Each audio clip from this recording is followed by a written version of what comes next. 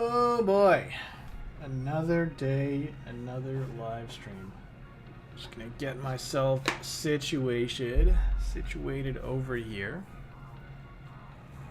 Maybe just give it a couple minutes so I can personally feel as though I'm settled in. Maybe I should keep like a note of what I actually want to do today as well. Yeah, let's get the iPad out. Let us get the iPad. Mr. iPad, why are you so far?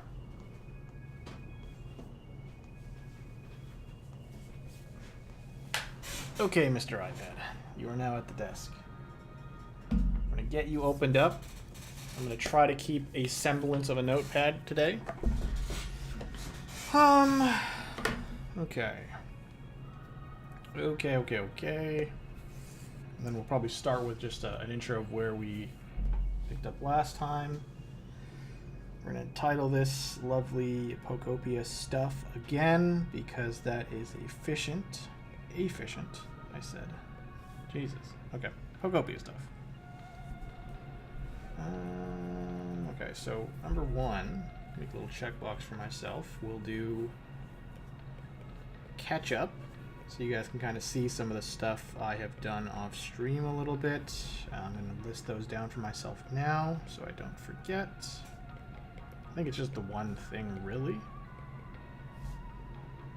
I kind of don't remember where we left off, really. I think I have an idea of what you guys missed, so put that down too.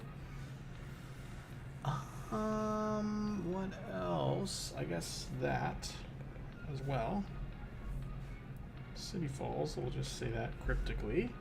And then what do I want to do today? Well, we want to do this.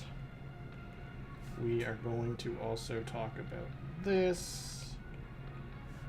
And hopefully we can get some of that done. And I think that's pretty much everything. Ah, right, and then that too we have to talk about. Okay, if anyone's in here right now, I'm not looking at my viewing thing or my chat, but I'm just trying to come up with a checklist of stuff to actually take you through. Because I've done a lot since the last stream, off stream. So I want to just spend a little bit of time going through that. And then we'll actually, build stuff today. So I'll just give the context here for the start of the stream, just so I have it for future reference, or if anyone's, watching this after the fact. I think it was this Saturday.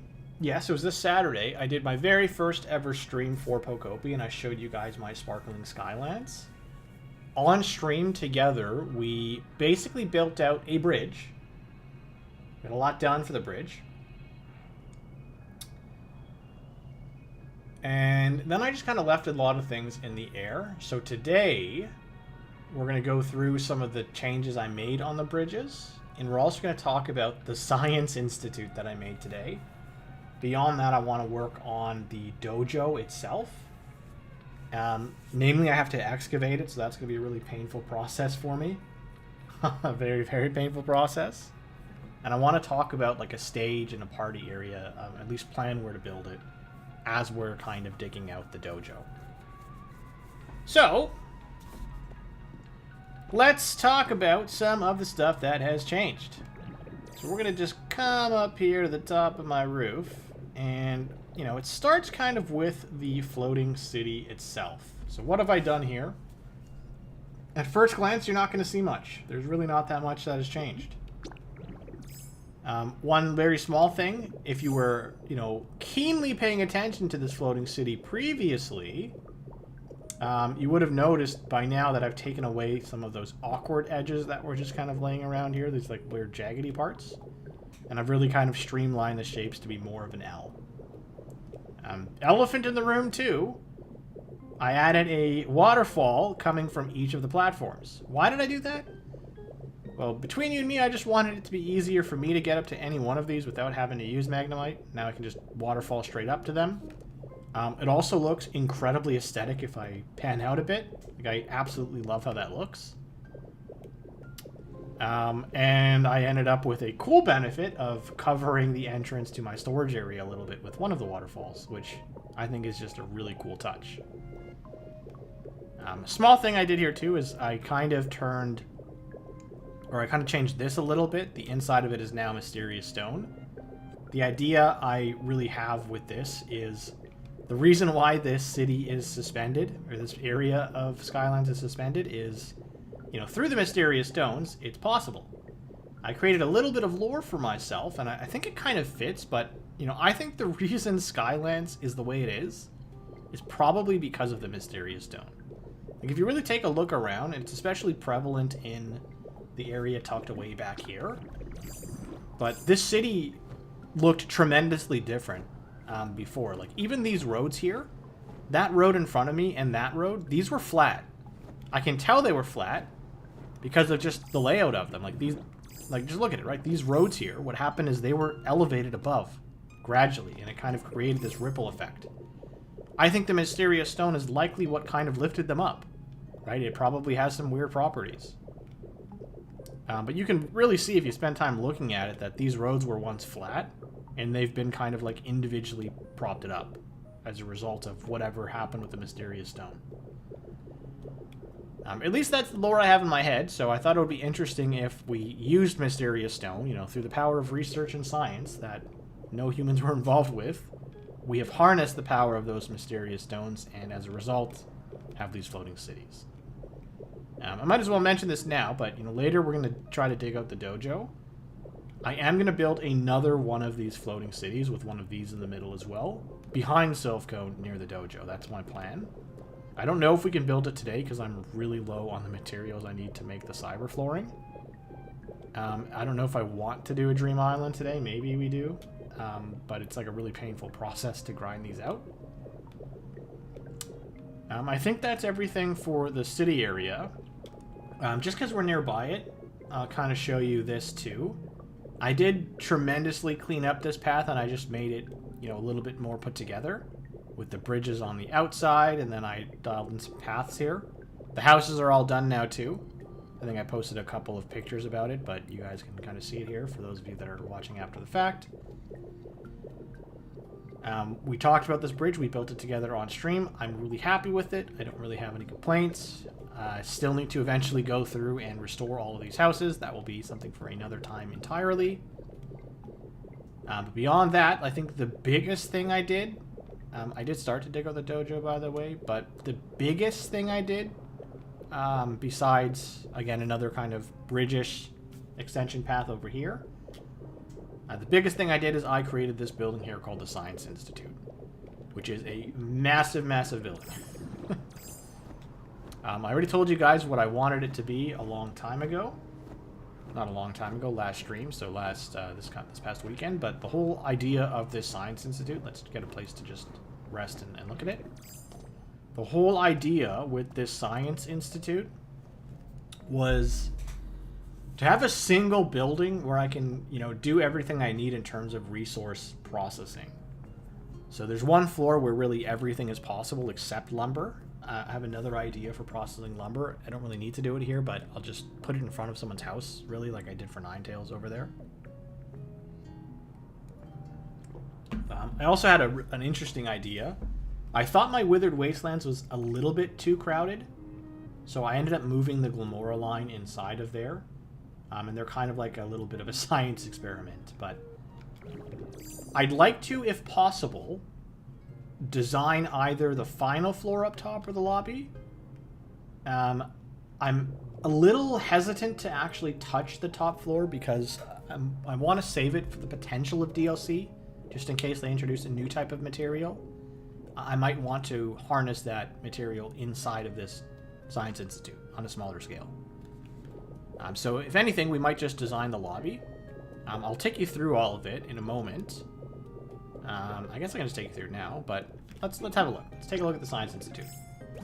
Really, really happy with this building, by the way. Don't know if I said that already. So to enter the Science Institute, you have to go through the front entrance primarily, and you just kind of go down here. There's a secret entrance over here that I haven't finished, but this is actually leads to my storage area. What I want to do is have like a really nice staircase leading up to here, but I have to plan that out a bit more carefully. And then you get to the lobby. which is an area I'm hoping to design on stream if I don't do the top floor. This area, if I design it, it will probably be pretty inspired by one of the Team Magma bases in Emerald. It's not Lily Cove, is it? The island that Steven gives you the beldam on, I can't remember the name of it. Is it Lily Cove? No, Lily Cove is the one with the hotel, right? The one with the white rocks. I want to design this area to be kind of really inspired by Team Magma's hideouts, right? But it's otherwise empty. So we could take the elevator, but we'll just go up the stairs and, you know, before I forget. There is, of course, like a way behind the building to get in as well if you don't want to take the front entrance. But as we go up, we start to actually see some of the things I've done. I'll give you guys a pan out of the building after again, but just the very first kind of floor past the lobby here. This is really where a lot of the resource generation happens. So I've built this area here, and you know, if you saw the start of the stream here, the whole idea with my floating city is it's powered through the vehicle of mysterious stones. So in this area, they're researching the properties of those mysterious stones, which pays dividends into the floating city over there, right? I don't think you can see that. It's kind of like hidden behind the waterfall, but you'll see one of those things right there. So they're researching it in here. They're also researching just general materials. And behind this, you'll find Porygon is doing his thing and processing. I didn't realize Matang was going to be here. You do not live here at all. Neither do you. How are you up here? Okay. But it's really just everything you need to process resources. So I've got like 2 of these for ores, 1 of these for limestone. I've put paper in here, and I'm planning on housing the entire Porygon family. This happens to be Porygon 2's habitat. You can really house any Pokemon in any habitat, so it's just really fitting. I put Porygon over here. You'll see him just doing his job without me even prompting him to, so it's kind of nice. And I've also shoved Torkoal up here. I took him from Bleak Beach. You'll see that in my Bleak Beach video later. Just so I had easier access to a fire Pokemon to process materials. If we go up one more floor, this is the only other floor that's furnished.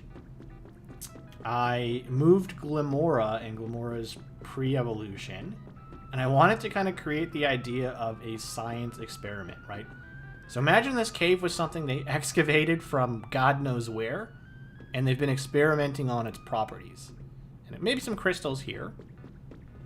No one lives here, it's just a desk. But this giant cave is actually where I house the Glimora line and Glimmet. Well, Glimora and Glimmet. I got kind of tired of keeping this in the Withered Wastelands because nobody was picking up the iron ore, so I said I might as well put it here where I have a place to put it downstairs.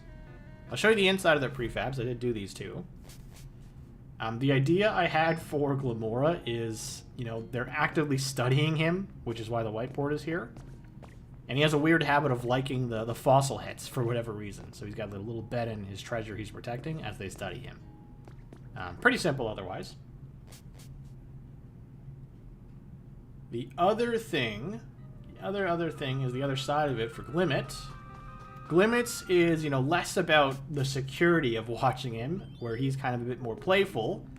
So, you know, the scientists have benches where they can theoretically play with him, and their, you know, research station is also much closer to him. So they kind of live here just so I can extract iron ore, and I thought it was interesting to, you know, just put them in a cave so it looks like they're studying them, right? I haven't done anything to the top floor. I'll just show you as proof. It's pretty empty. Like I was saying at the start of the stream, I probably want to keep this area totally empty. Just in case they introduce something in the DLC that I might want to include in this Science Institute station. The last floor is the roof. And what I did on the roof is I built a mini berry farm. A semi-manual berry farm. Let's zoom out actually so you can see it a bit better. But a nice little smaller, obviously much smaller than some of the others I have, semi-manual berry processing. So super easy to use. There's no like switches or anything crazy involved. There are switches involved, but there's no like automatic lava movement. All you do is you come to the back, you hit this, and then you let it dry out. Tons of sandstone at the bottom. Really, you're not meant to just rely on this berry tree to get berries. You guys have already kind of seen some of the crazy berry trees and berry farming setups I have, like in More so the rocky ridges. But if I'm ever in a pinch and I just need a bunch of berries really quickly, I can very easily generate them here just by hitting a couple switches. I also want to get in the habit of including a spot for Smeargle in places like this, so I don't have to constantly go back to the Withered Wastelands if I want to paint anything. And I have actually temporarily assigned Smeargle to live here. I thought this was a good place because in theory he has like a nice view. He might be inspired. But it just saves me a lot of going back and forth. So, you know, in conjunction with everything I've done, having like a mini little berry farm that you can use. I've also just housed some storage containers where I can drop said berries and said paint as it's generated, without having to actually travel all the way to Withered Wastelands or other areas to do that. So I think I actually have some berries downstairs too, which is a little problematic. So I may have to go pick those up and bring them up here. And we'll just kind of drop in our berries for now. And also, there is an underground house right here. You can kind of see me walking over it. So I do plan on habiting at least one crush Pokemon up here so that, again, if I need quick access to make paint, I have it. It's dawning on me now, though, that there's actually very few crush Pokemon. A good chunk of them generate stone, so they're, you know, chucked away in the Withered Wastelands or wherever your storage area is. But, you know, I've got to think about it pretty carefully. I think Dugtrio might be the contender who lives here. But let me pan out so you can actually see the Science Institute a little bit, in case you just kind of jumped into stream here. This is it. From the exterior, I think it looks pretty damn good. And I love that it accidentally just ended up next to Silphco. If you were on the last stream, I said I was actually going to place it over there by the leaf houses, but I tried to plan it out just by dropping a couple blocks and measuring the distance of where it would need to be. And truthfully, like, it just wouldn't fit without totally taking up that one empty spot right there. And I thought this area was already, like, way too crowded. Like, I've got 4 bridges, a giant bridge included, this giant massive tree, and this, like, forming cityscape, plus the leaf houses. Like, a Science Institute here would just be way too crowded. You wouldn't get to see the bridge. So I decided again to just move it here. It's funny, too, because, like, there was this perfect plot of land that I really had no idea what to do with, where it just fit perfectly. So, again, if you're tuning in late to stream here, I wanted to just kind of give you guys a quick little moment of catching you up to speed with what I've done off camera. Science Institute, and then some of the bridges over there I finished, but that was really it. You haven't missed a lot. I guess the Science Institute's kind of a lot. Today what we're going to do is we may decide to touch up the Science Institute by building the lobby. I think it'll be the lobby, which is going to be inspired by Team Magma, at least one of their hideouts. I'd like to finish excavating the dojo. I already started. I'll actually take you guys there as I'm yapping. I'd like to fully excavate the dojo as much as I can today, because I do want to build around it. Another thing I'm going to do once the dojo is more exposed is I'm going to build another one of these floating cities behind Silphco, like in front of the dojo area here. My challenge, I think, right now is, you know, obviously I extended the landmass to make the bridge make sense. But when I did that, I hadn't realized where I was connecting into. If you see that little exposed area over there, that actually is kind of like the back half of the dojo. See if I can get there on the first try. I did not. But this actually is the dojo. So I've got to be super careful about digging out more so this way, so I don't tear down everything I've manually kind of set up here. But this will kind of be maybe the last thing we try to tackle on stream today, because it's going to be super boring. So I'll just use stream as like a way for me to yap as I am doing some grueling things. But the cityscape we build, I'm thinking it's going to be somewhere around here near this elevator.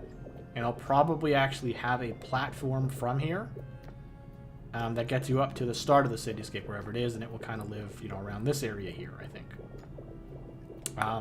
After we dig out the dojo, somewhere in this space, right? Somewhere in this space, we are going to make sure we build a stage and like a restaurant area so that we can host parties over here. I think it would just look really awesome at the back of this area. Beside the dojo, we might have some little markets and something like that. I don't know. This is all super conceptual still. I'm probably not going to put housing on this middle part of the plot of land. And when I say housing, I mean like rebuilding houses like this or making them from scratch. Because there's already going to be a bunch of them right here. And, you know, between you and me, I think I would like to leave some of these areas I've manually connected. Just so I can always appreciate the efforts I put into Skylands. Part of it will get used for the stage and the restaurant. But I'm going to try to keep that all contained over there where the dojo is as much as possible. But it's hard for me to tell you what that'll look like until I can see the dojo better. So we'll work on that too. The floating city probably won't happen today. Because I really want to spend most of the time, if possible, just touching up that over there. What else? What else? I think that's everything. I think you guys are now kind of like up to speed and we can maybe jump into things. Hello, Lugia. You're pretty low today. What are you doing? What is Lugia? Does anyone know what Lugia is doing? I've never seen him just stand there menacingly. What? Did you glitch? Did we just catch Lugia glitching? What is happening? Hey, what's up, buddy? Oh. What is happening? I don't know what's happening. Okay, he's moving now. That was so weird. Am I the only one that saw that? Is he looking for a place to poop? I mean, drop his wing? There's nowhere to do it, man. Like, you gotta just kind of go over there. There's no way he actually just drops it as soon as he gets over here. That would be crazy. I'm on such a tangent. I'm just gonna wait for him to drop it because I'm curious what's gonna happen now. But once I see that through, we will Google some Team Magma hideouts and then try our best to recreate them in the lobby. I think that is what we'll do. I'm not going to make them one-to-one. I'm going to put my own spin on it a little bit. And then after I do Team Magma stuff, I think we can really start to focus on excavating the dojo. And honestly, guys, like, there's not that much stuff left for me to do in Skylands. Like, it's literally 4 things left. I'm going to read them out to you. We're so close to being able to move on, and that to me is, like, a crazy thing. So what's left for me to do in Skylands is the dojo situation I told you about just now. Oh, he did actually just drop it kind of right here. The subway system, I think, in all fairness, the subway system I will do last, but that is why I do need to make sure I get this dojo ready, because I'm planning on building a train station near the dojo. We have to actually start adding some of the city house things, not the prefabs, but the, I forget what they're called, but it's like the buildings over there. Obviously not the destroyed ones, but the ones you can build from a kit. We got to put a bunch of them down in the middle over here where I've built out those roads. There's actually a clear spot where they're going to go as well. I think I've just kind of realized that they make perfect sense to go here.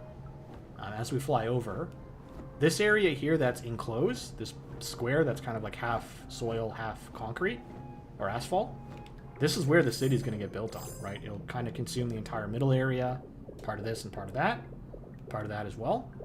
And then where I've temporarily stashed all these Pokemon, this will become a park, maybe a couple parks. So yeah, you know, we got to rehouse the Pokemon here and turn it into a park. We've got to do the dojo, the restaurant, the stage area over there, a subway system, and then building a city over here.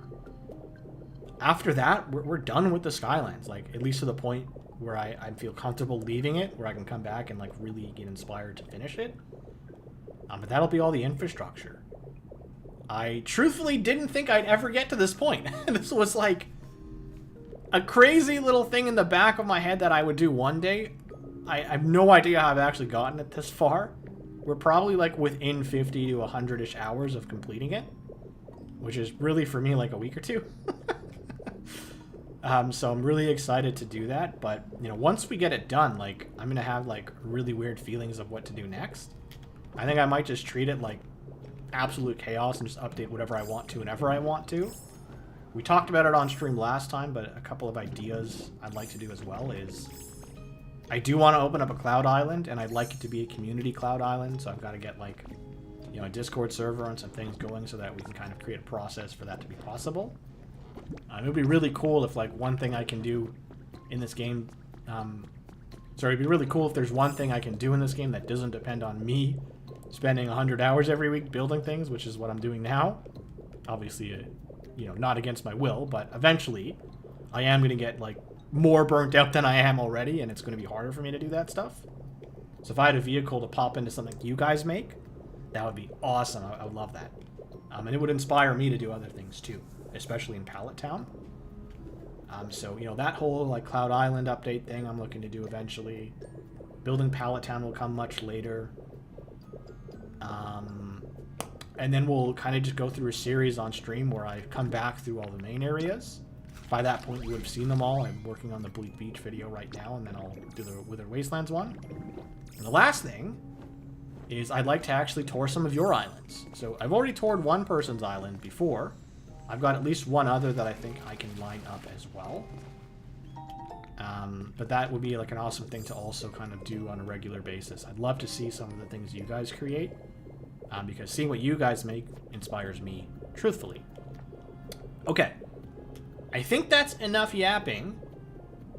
I'm going to go ahead and just Google some of the Team Magma hideouts to try to get inspired to build the lobby here. So let me just kind of pull up a picture of some of that stuff here. You guys can't see this, that's fine. What's the name of the city in Emerald that they are hanging out in? Not Lily Cove, but the one that you meet Steven on. Why don't we do this? Pokemon Emerald Towns. Town map. Town map of Pokemon Emerald. Town map of Pokemon Emerald. Where are you? There it is. Okay. That's a very small picture. Very, very, very small. There's no labels on this, but that is indeed the town. What is it called? What is it called? Oh, here we go. Okay. That is not at all what I asked for. Let's just say Pokemon Emerald cities. Towns, actually. 16 distinct cities. Can I just see the name? Jesus. Just trying to jog my memory of what it's called. Oh my god. Okay, here we go.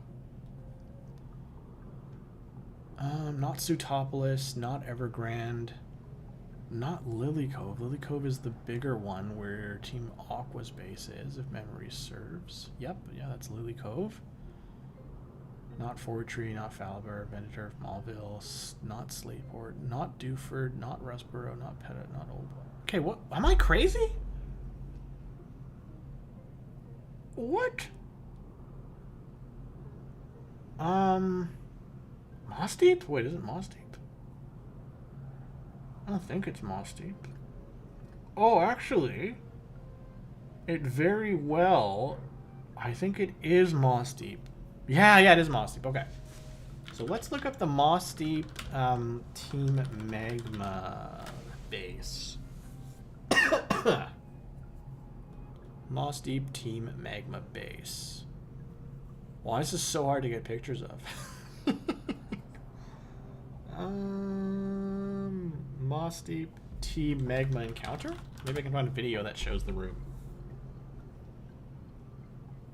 Am I gonna have to literally open up my Pokemon Emerald and go there? No, I don't. I see it. Okay. Okay, so this building in Moss Deep. This building in Moss Deep is pretty simple. It's going to be difficult to actually build something out of this, but I think I can get inspired a little bit here. I'm gonna move this into this window here that I'm looking at. This is a really small picture. Really, really small.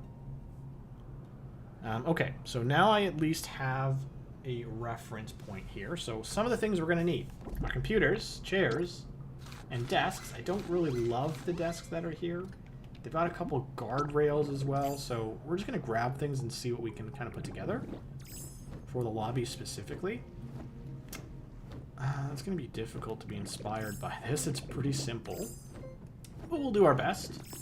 We will definitely do our best. Let's go ahead and get the gate pieces first. There isn't really one that's perfect, but I think I'd probably just like to use the stone fencing. I think it looks fine enough.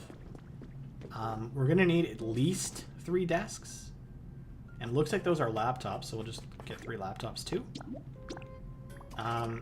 Might as well just take the office chairs, right? We've already kind of used them in some other places, unless I have a cool one, like a pop art one or something. Will this one work? Yeah, I think I'll just go with the office chairs. No need to do anything crazy. There isn't really any kind of a desk that matches this. You know, the more I look at this, the less I feel like we're going to be able to do what we want to do. Maybe I should grab a bunch of concrete and make some extra walls, possibly. What kind of tables do we have that might work? I don't think we have anything besides just the office desk, which is not what I want. But I genuinely can't see anything else that'll work. So let's just grab 3 office desks and call it a day. And there isn't really much else to go off of, honestly. Like, I'm staring at the most rudimentary picture. There's, like, really nothing in here. So what are some other things I would probably want? We'll probably end up with more chairs and stuff and areas to sit around, but I don't want to get them until I have a better idea of what that looks like. Because I've built the inside with concrete, I might as well pick up some concrete here, because I have some. I think it's okay to... Actually, this is fine. We'll go with this for now, and we'll see what we end up putting together. I know I'm going to need a lot of other things. I might actually just look up some more pictures of the Moss Deep Science Research Area so that I can kind of see something come together in my own head here. So what else do we got? What else do we got? Moss Deep. Moss Deep. Moss Deep. Moss Deep. Magma Encounter. Moss Deep Magma Encounter. Maybe I can just watch a video of someone going through it. Yeah, okay, let's do that. Let me turn the volume down now. And I want to just see what I can see. Can I actually move this window so that it is less in a way? No, I can't. That is fine. Okay, a lot of ads. A lot of ads. Let's make this window a little smaller. Okay, so I'm going to skip ahead because I don't much care for the battling. I just want to see the inside of this area more than anything.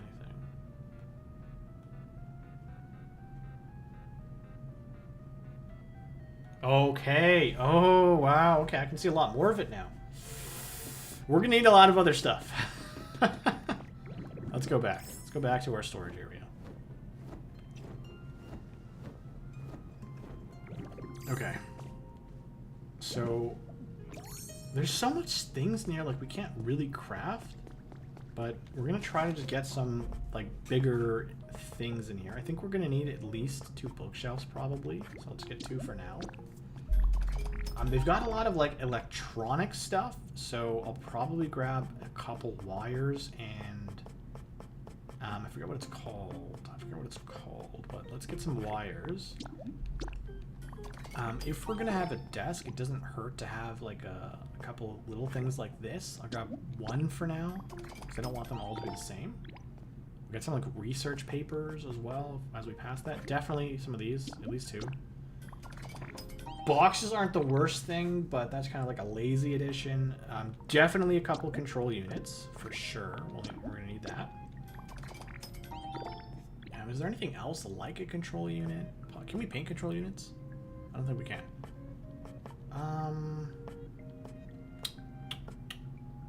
All this stuff is probably fine. I could use some boxes maybe. Because we're in the lobby, I think it makes sense to have a recycling area and a garbage bin. Where's the garbage bin? We're starting to get outside of the items themselves now. Garbage bin, I think I passed. Mr. Garbage Bin. Where are you, Mr. Garbage? There you are. Get 2 of these. The research papers for one of the desks, we'll grab 2. And probably just like a notepad. I mean, I see a lot of letters in the actual Moss Deep area itself, but I don't know if we need that. Oh yeah, let's get a notepad. Let's not overthink it. They do have a couple bigger tables just kind of like stashed in here. I don't know if there's one that perfectly matches it. Like, it's more of like a concrete look, so these don't necessarily fit. But you know, I can paint these two. So like maybe I can paint this gray or white and then get kind of a similar aesthetic. So let's grab like 4 of these. And we're gonna need some kind of a stool to sit on these, and then we'll go paint them. But in terms of a stool, is there anything that looks good enough? Something that's more circular. Kind of like this, but not a log. I don't think that exists here. So maybe we can just settle with the pop art chairs, maybe? Don't want to use office chairs for this, so I think I will just grab pop art chairs.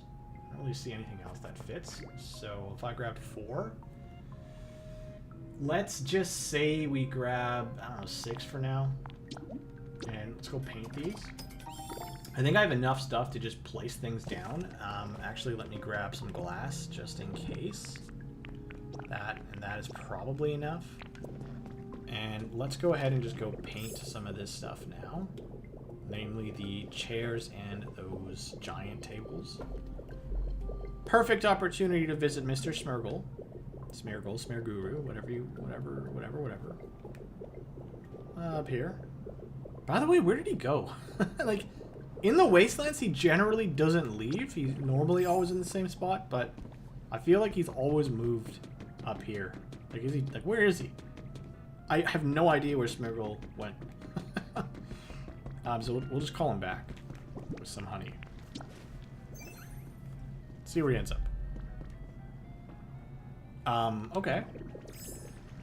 Okay, let's get some white paint.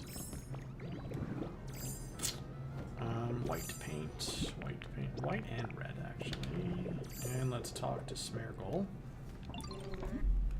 I hope you don't always spawn up here. This is a little weird. Okay, let's paint the tables first. I made 4 of them? That's crazy. I want these to just be white as much as possible. I don't mind a red gem still, that's fine. Yeah, the red gem is fine. So let's go ahead and just get 4 of these. We're gonna paint the pop art chairs as well and probably make them white.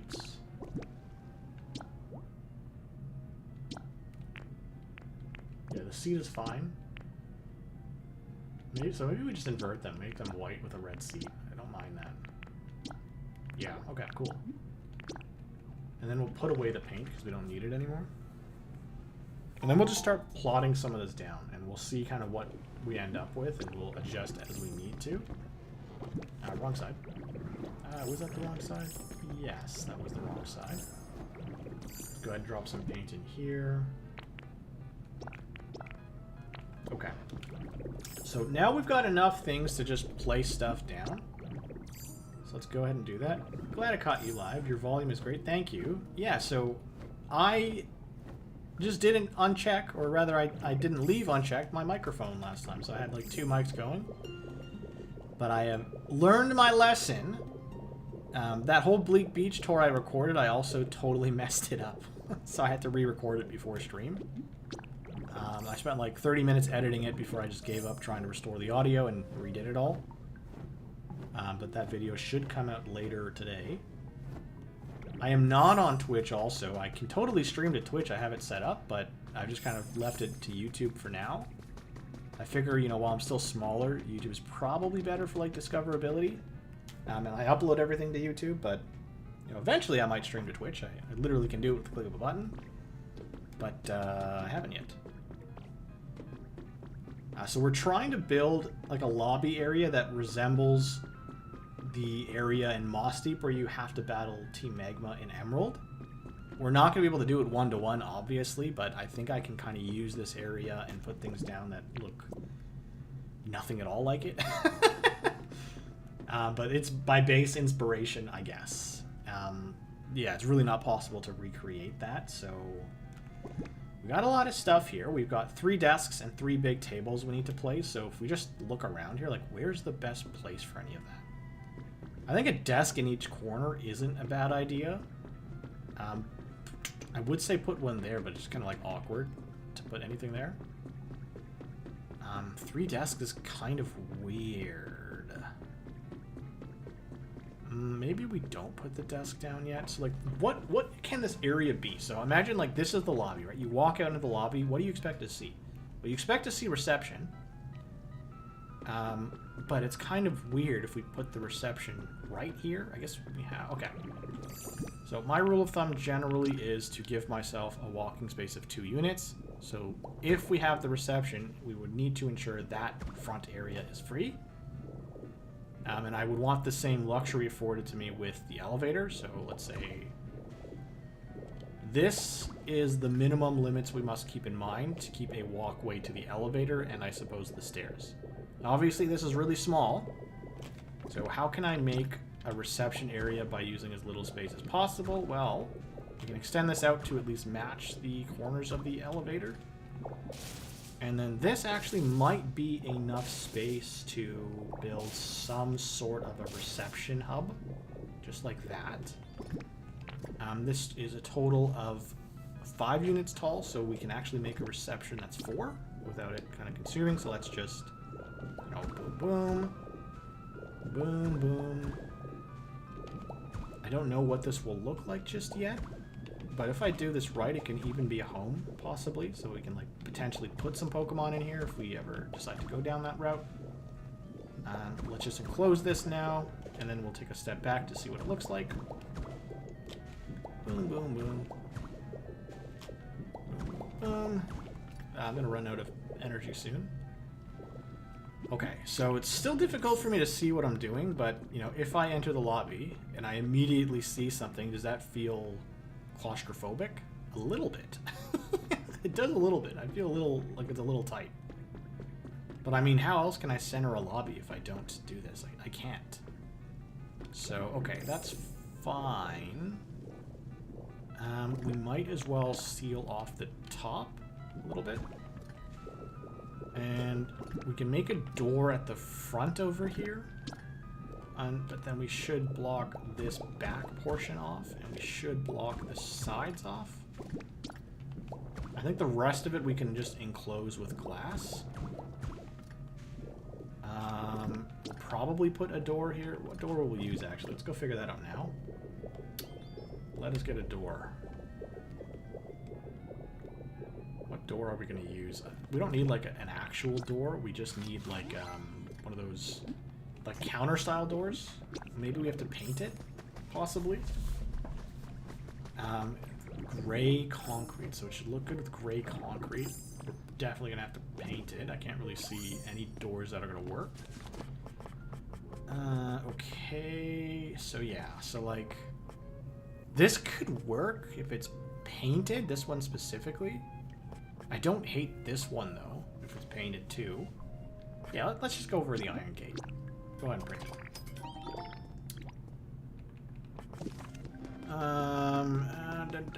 The Science Institute at the very top. We will go.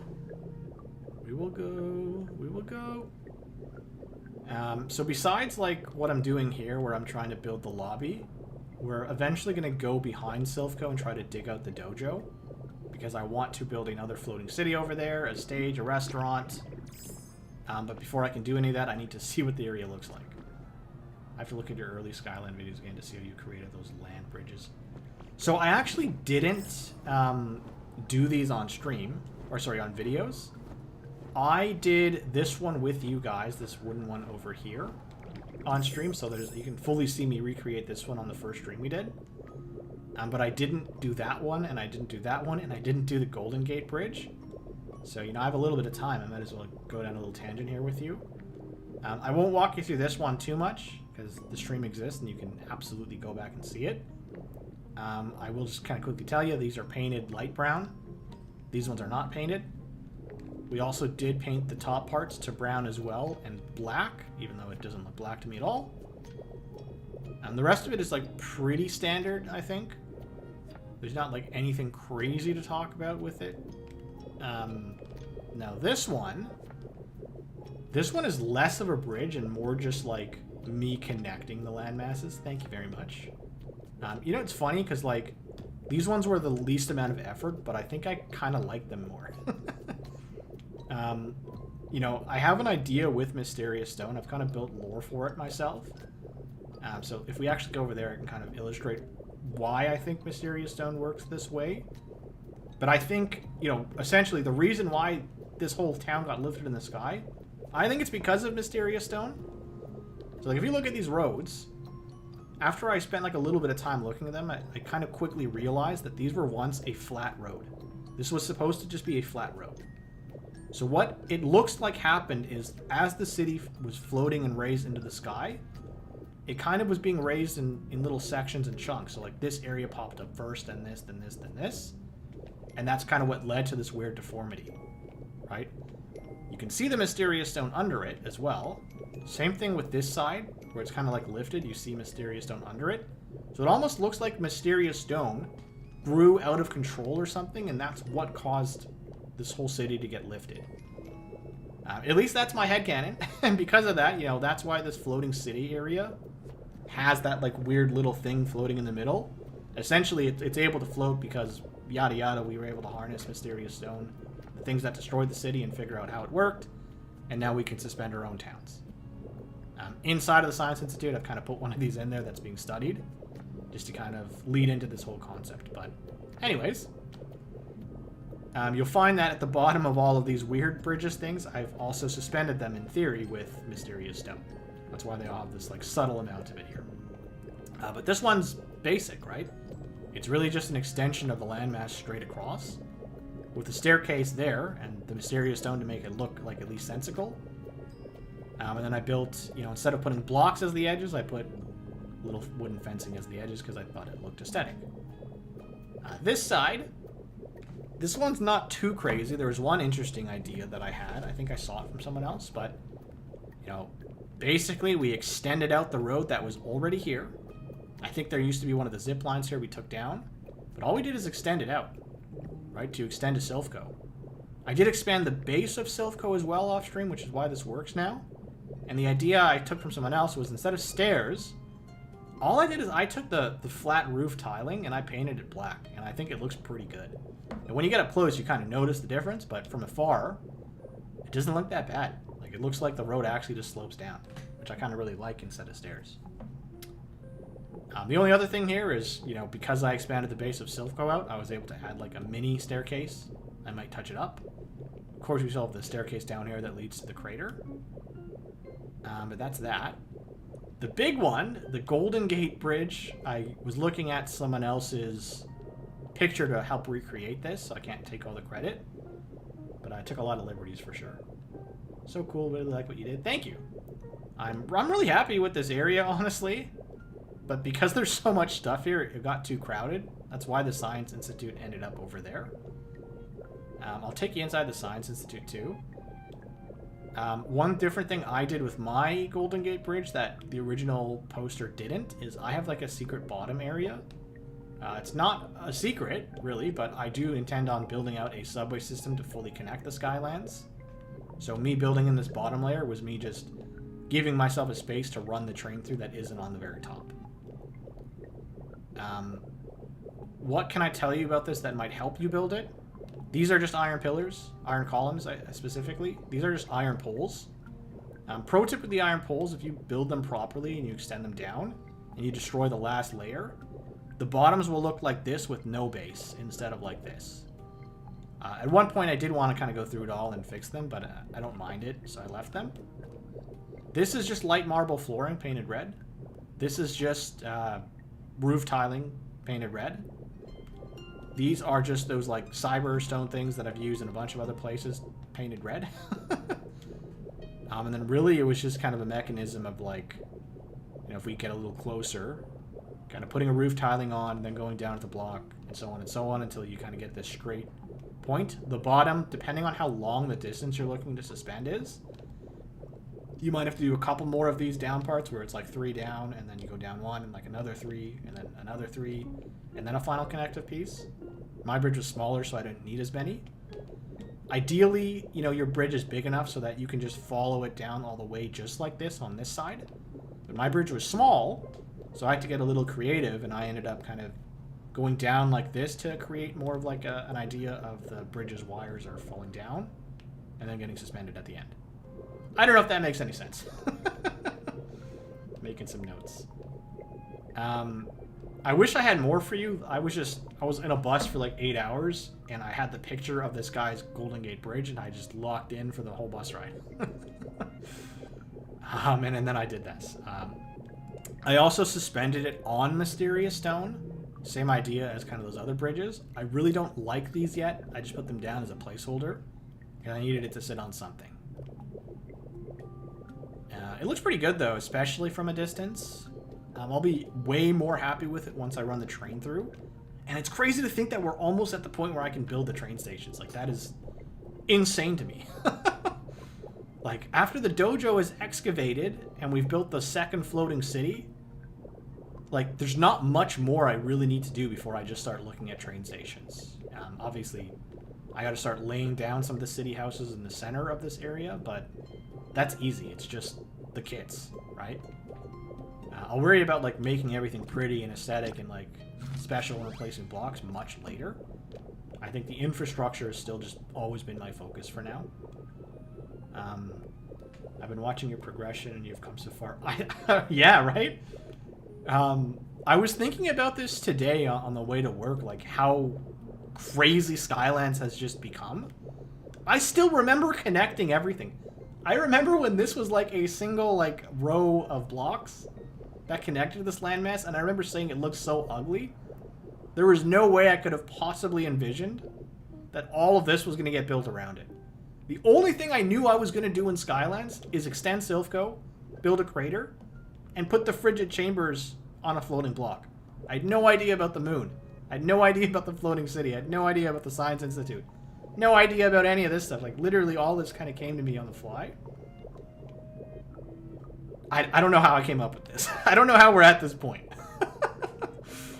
But as I was saying, it's pretty cool. I actually noticed Pokemon coming into the Science Institute on their own. But I'll take you in here now. I'll just kind of show you around quickly. So we're actively building out the lobby. I didn't paint anything yet, so let's go do that first. I guess we'll go top down. We'll go from the very top and work our way back down to the lobby. Because I need to paint the gate. I do need to paint the gate. This Science Institute building turned out really great as well. Even though I had to make a bunch of changes after I had built it. You must have developed so many Cloud Islands for the blocks. Actually, no. I didn't have to. I think I only spent up to 3 hours on Cloud Islands. The reason why I had so many blocks is because I have literally terraformed every other area up until now. So I have just amassed a ton of bricks everywhere. And I was actually able to do most of this without needing to visit a Dream Island. I only had to go a couple times to get Skyland Cliff Rocks and Mysterious Stones. Like, if you really take apart what I've built, you'll probably very easily find like a weird mismatch of stones on the inside. Or sorry, blocks on the inside, obviously, but it was surprising to me that I didn't have to do much. But anyways, I have to call Smeargle. I do have to call Smeargle. I did move Smeargle in here because I got tired of going back to the Wastelands constantly. So one thing I'd like to do in most of my areas is build... What was that? Okay. One thing I'd like to do in most of my areas is build like a little paint station that I can drop Smeargle into so that whenever I want to do a lot of painting, I don't have to leave the area constantly. I can just go to the spot I've designated for Smeargle and move him around as I need to. I just think that is a lot more sensical. Is there a gray? There is. I think we want gray, so I gotta get black paint now. Looks like we only need one of each, so just so that I can save myself a little bit of time in a second here, let's go ahead and do this. And get one black paint. And one black paint. No, that's not one. One black paint. And where's Mr. Smeargle? There you are. Paint my gates. Paint it. I just lost the gate. Oh my god. I'm blind. There it is. Gray. Okay. I am very much uninspired by this lobby. I guess I can tell you about the other things up here. So I built a mini semi-manual berry farm. This isn't really actually meant to be used. It's really just here so I can get a quick amount of berries whenever I might need to. If I ever need to. As well as like a mini storage system for paint. Really all for the purpose of being able to put Smeargle here. Secret underground house. I can have a crush Pokemon live here. So that I can generate paint quickly too if I ever need to. Which will probably happen, but I think I've said this like 5 times now in the stream. You know, I didn't realize how few Crush Pokemon actually existed. There's a good amount, but the problem is like a lot of them are like the stone litterers and the baby fossils, and I already have like a pretty clear idea with what I'd like to do for the baby guys, but I didn't show you the other areas, so let me do that too. I really like the simplicity of that berry farm. Yeah, like it's as simple as it needs to be, right? Like we already have crazy complicated ones in the ridges and bigger ones in other places, so this one didn't need to be big. It's mostly here for aesthetics, if anything, but it also is a little functional, right? This floor is empty. I'm probably keeping this one empty for the foreseeable future, just in case we get something crazy with DLC. I want to have one more room free that I can build something in. The floor below, I had a cool idea. If you've ever tried to mess with gatherers, you'll find that iron ore is like the worst thing ever. They never pick it up. So I actually ended up moving the Glamora and Glimmet prefab homes that were in my wastelands into this giant cave that is apparently inside of a laboratory that they're studying. So you find Glamora here. Glamora's, in my head, you know, a little bit more reckless and dangerous, so they kind of study him from a distance over here. And he, for some reason, just loves fossil Pokemon, so he's guarding his treasures, including the fossil heads. Then Glimmet, because it's the baby, it's a little bit more playful. They're still studying it, but they can afford to get a little closer to it. So on Glimmet's side, it's more of this, like, you know, bench area where they can sit down and even possibly play with Glimmet. And then, you know, they actively do their research kind of like beside Glimmet.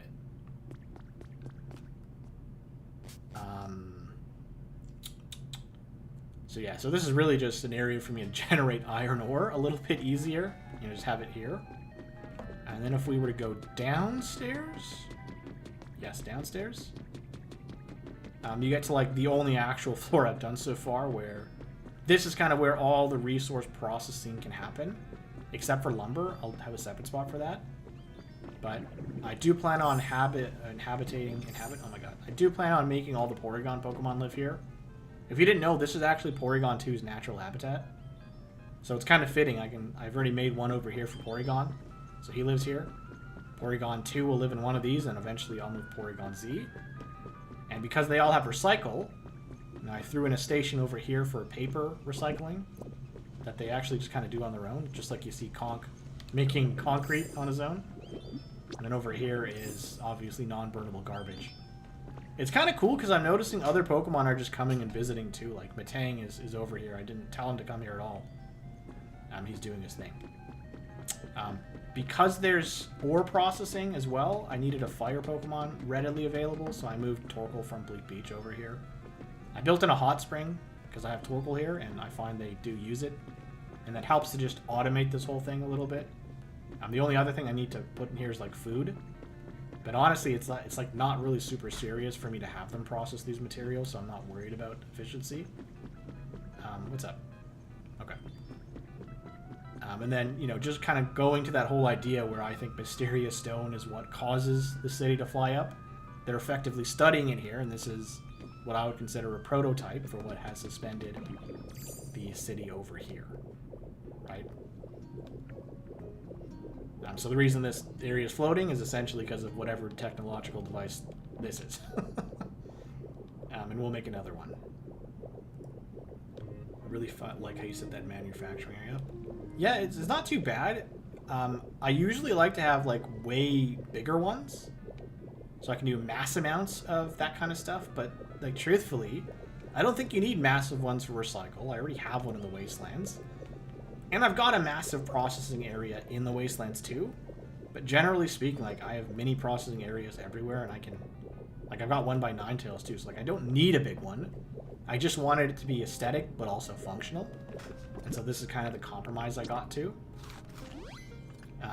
But let's try to build a lobby now. And then we'll continue digging out the dojo, which is a nightmare of a feat. It's going to be really hard to dig out the dojo, honestly, but okay.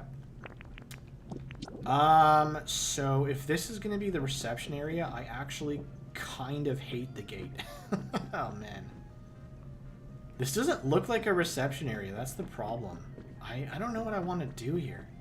So I think what I'll do for now is I'll just leave this empty. I'll actually take the roof part of it.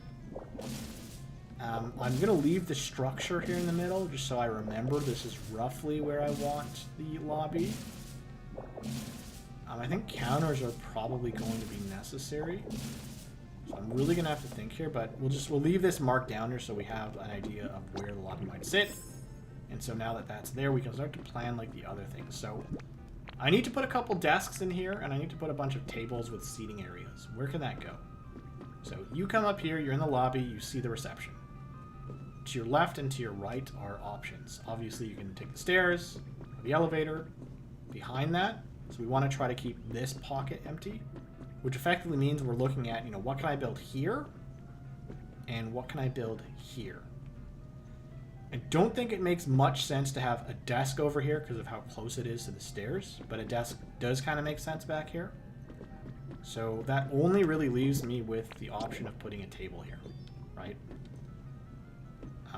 And how close? If I want a walkway of 2, is that possible? No, it's not on any side. What's the center of the stairs like? I can't exactly get in the center of the stairs because it's not equal. Actually, there's something I could do. I could close up the stairs a little bit, but how much room is this? 1, 2, 3, 4, 5. Okay.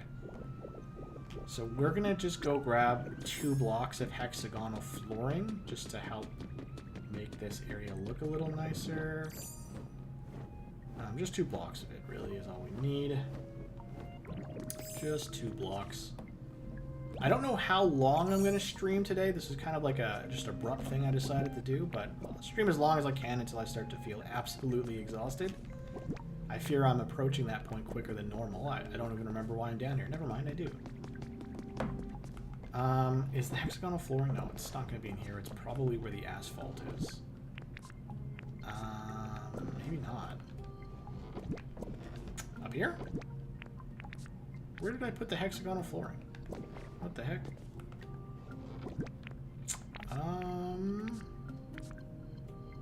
This is weird. Did I lose it? What's going on? What is going on? I thought I had it in the asphalt. Oh, it's right here. I'm blind. Okay, that makes sense. That makes sense. Another thing I did, by the way, as we're going by it, is I added like a waterfall to each of these little city things, mostly for aesthetics. I think it looks kind of cool.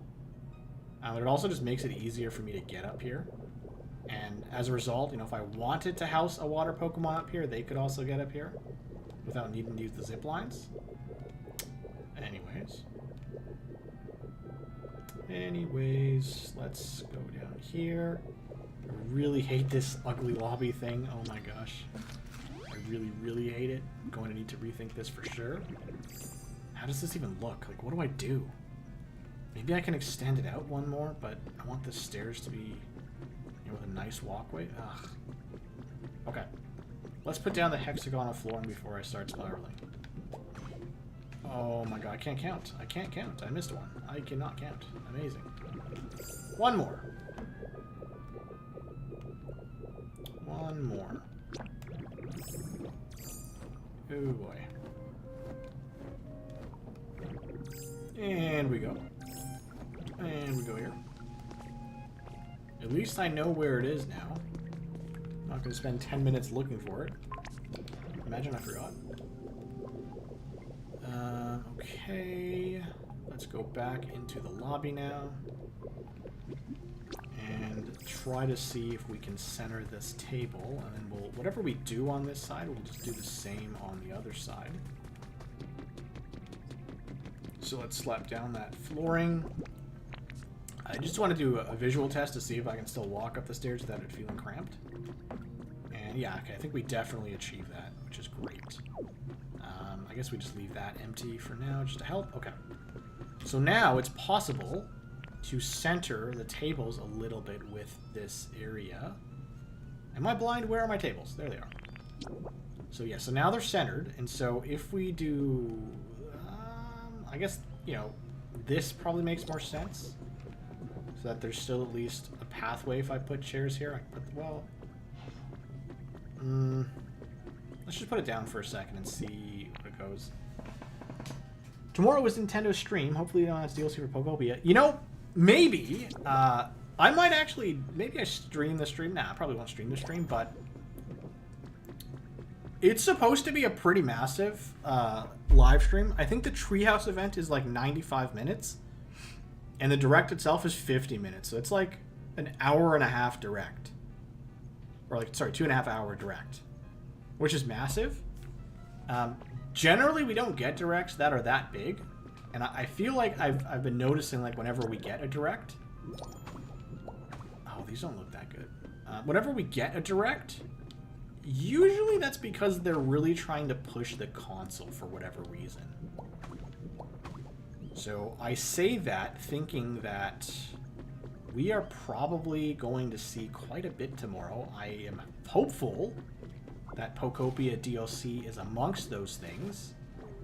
I think it would be like a missed opportunity at this point, like not to say anything about Pokopia. But who knows? Who knows what they're gonna do? Who knows?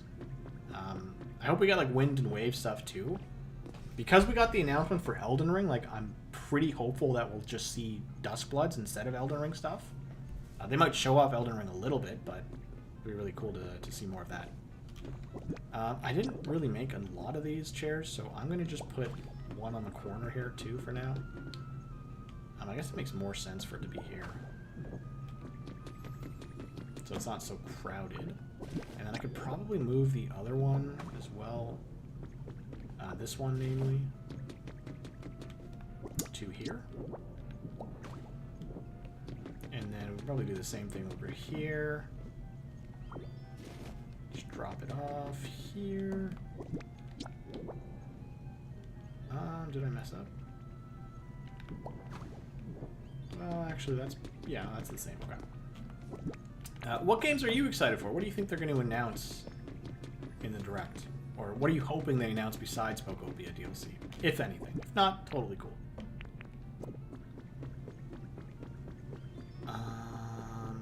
I don't like this. I really don't like this. This doesn't look right to me.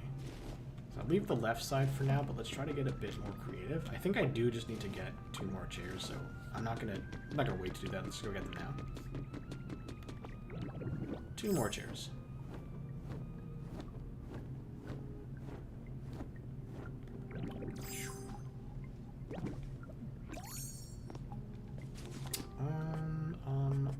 Where? There it is. Okay, so 2 of these guys.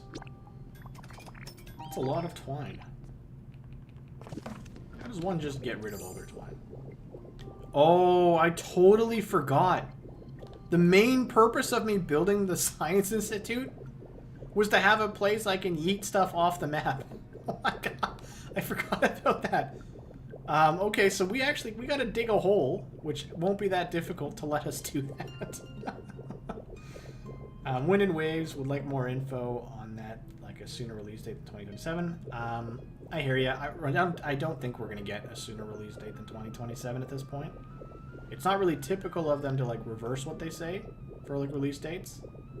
And I think they probably are trying to stagger it out so they can polish it more. And just given the last couple games they made weren't the most polished, probably really want to nail these ones.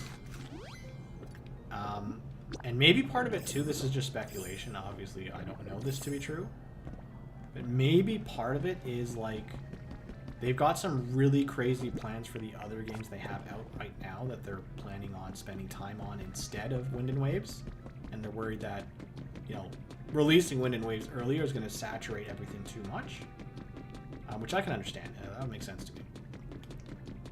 Where the heck does Smurgle keep disappearing to? Like, genuinely. Get back here. What are you doing, man? Paint my stuff, please. Please, please, please paint. So I think we said red seat, and then I don't have any red paint. Oh my gosh. Let's get some red paint.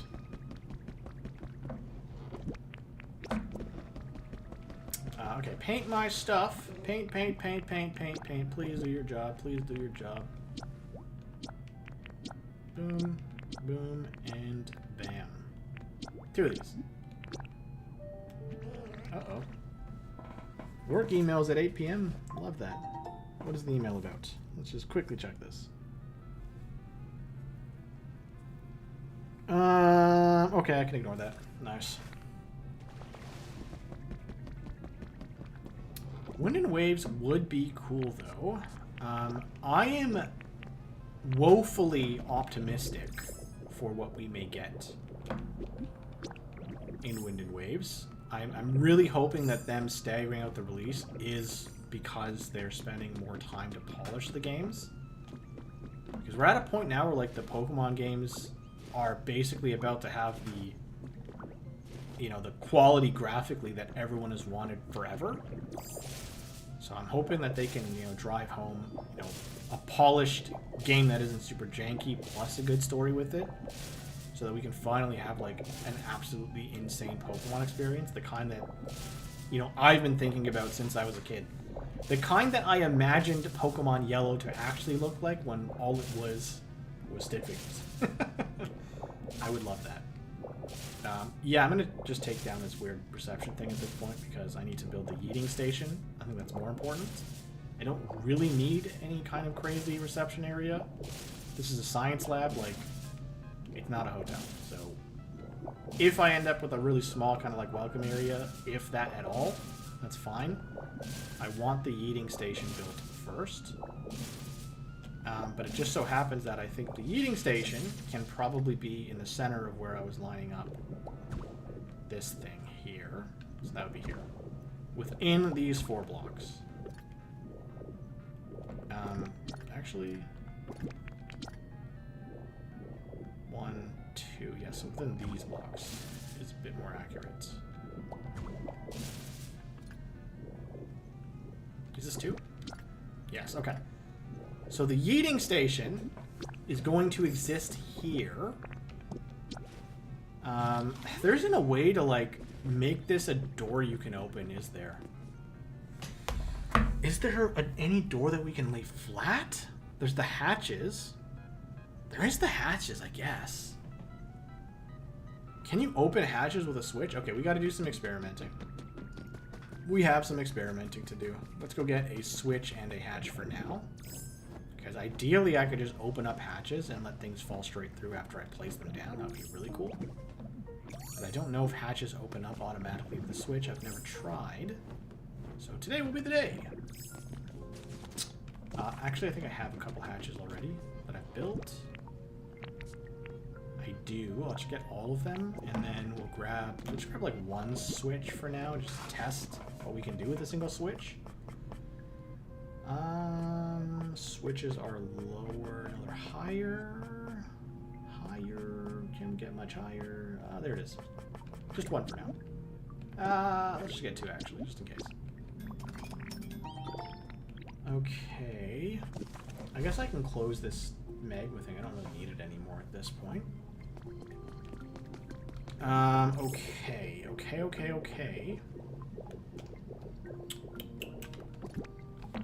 So let's test this. How can I test? Can I test it up here before I go back inside? Just so I'm nearby.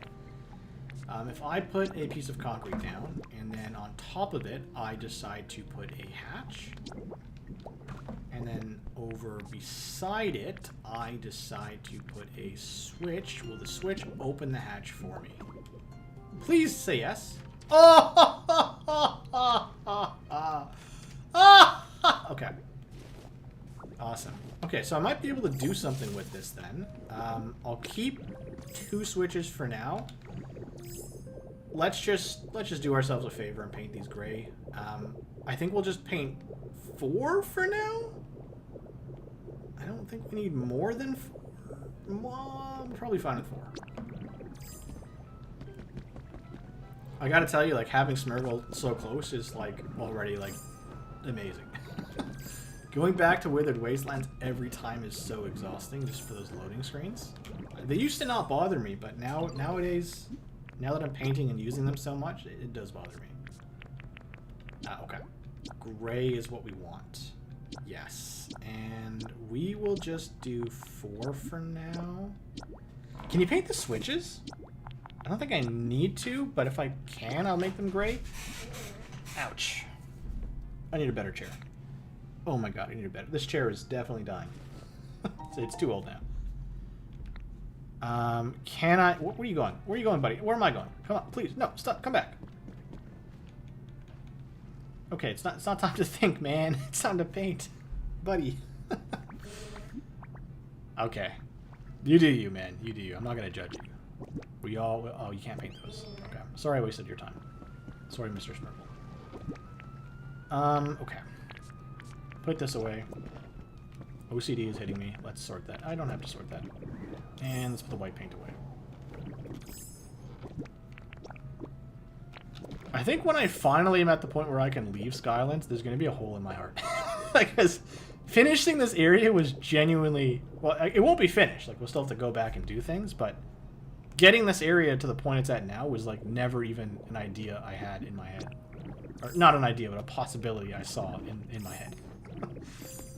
It's so crazy that it's up to this point now. I think I could probably even start housing the Pokemon that are sitting around right now, but I don't want to just yet. Let's eat a berry so I don't get pop-up. Okay, so we're going to try to make a trash disposal area right here. That is the entire main purpose that I built the Science Institute for initially, and I totally forgot about it until now.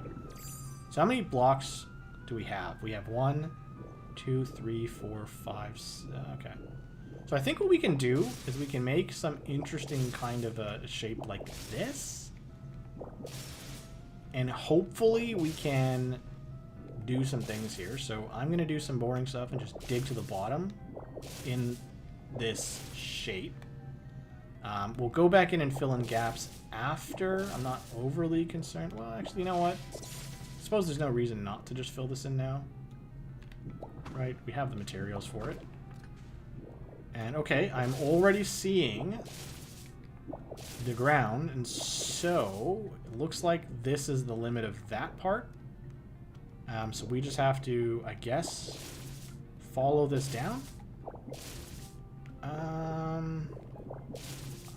don't like this too much, so I might shave off the left side a bit more. And I very much did not touch this area. This is just part of Skylands. But now I'm having to go through and do some things here. Oh, what is this? Okay. Okay, hold on. Let's rethink this for a second, because I don't know that I want to do what I'm doing right now. I can't really push it forward. Well, actually, that's not true. I guess I have 2... I could push it forward by 1. Okay, that's what we'll do instead. Because this shape already exists. Kind of sucks that I have this now. But we can fill in these after. So let's just carve out this part, and then we'll go back and fix what we did. So let's grab this and place it down here, place it down here, place it down here, and then we'll just fill in those sides we just took down, which is totally fine. It's not a big deal. Whenever I start to see the stone, there it is, we'll switch, and we'll just fill it all back in, right? That way I can keep some of this architecture that I already set up without really worrying about this, but I suppose we can also fill in these parts a little bit here just to make them look a little bit nicer. Keep the shape consistent. Okay. So now we've got a interesting kind of point that we can drop things out of. We're going to put the hatches on top of this, and I want to see if I can maneuver this in a way that lets me use a single switch to open them all. I don't know if I'll be able to.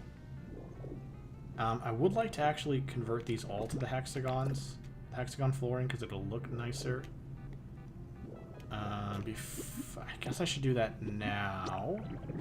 And I also need some interesting blocks to put the switch on. I don't love that it's this close to the elevator, but it's not really a big deal, I guess. Okay. What we're going to do for the interesting blocks is we're going to get more of these and then paint them pink like we have been doing. I don't think I need too many. Like, maybe like 20 less. Let's say like 21. 21 of them. 21. That's probably way too much. I think 11 is probably okay. We really don't need that many. So we'll just do that. What did I say I was going to do? What did I say I was going to do? Oh yeah, the hexagon flooring. The hexagon flooring. Where are you? There. Okay. We don't need much of this. I think it's like... I'll just get a stack. I won't think about it too much. So we have all of that. I need to now paint these neon flooring thingies. Are they neon flooring? Is that what it's called? Cyber flooring. I'm going to paint the cyber flooring pink to match the exterior of the building and the top part here. That's something I'm trying to incorporate as well. Like any of like these scientific futuristic type things, I want to use cyber flooring in some way. Right now I don't have another one, but if I do build any others, maybe the stage, it'll have a unique color painted instead of pink or the default one. What color screams like stage? Is it stage like a yellow or maybe a green? What do you think?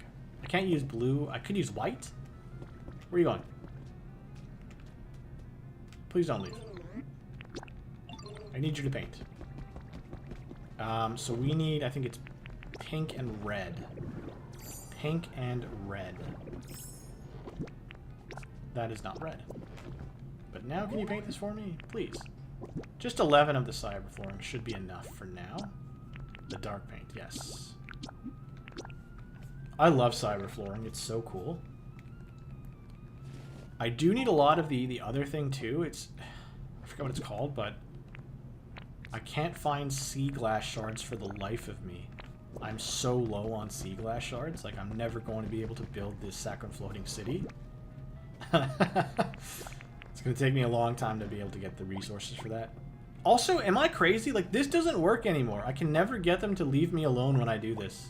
No matter how many times I do it in front of them, they don't leave me alone anymore. I have to literally speak to them and say, let's split up. It's very confusing. I don't know why it's doing that. See you. Okay. Now we have, I think, everything we need. I keep saying that.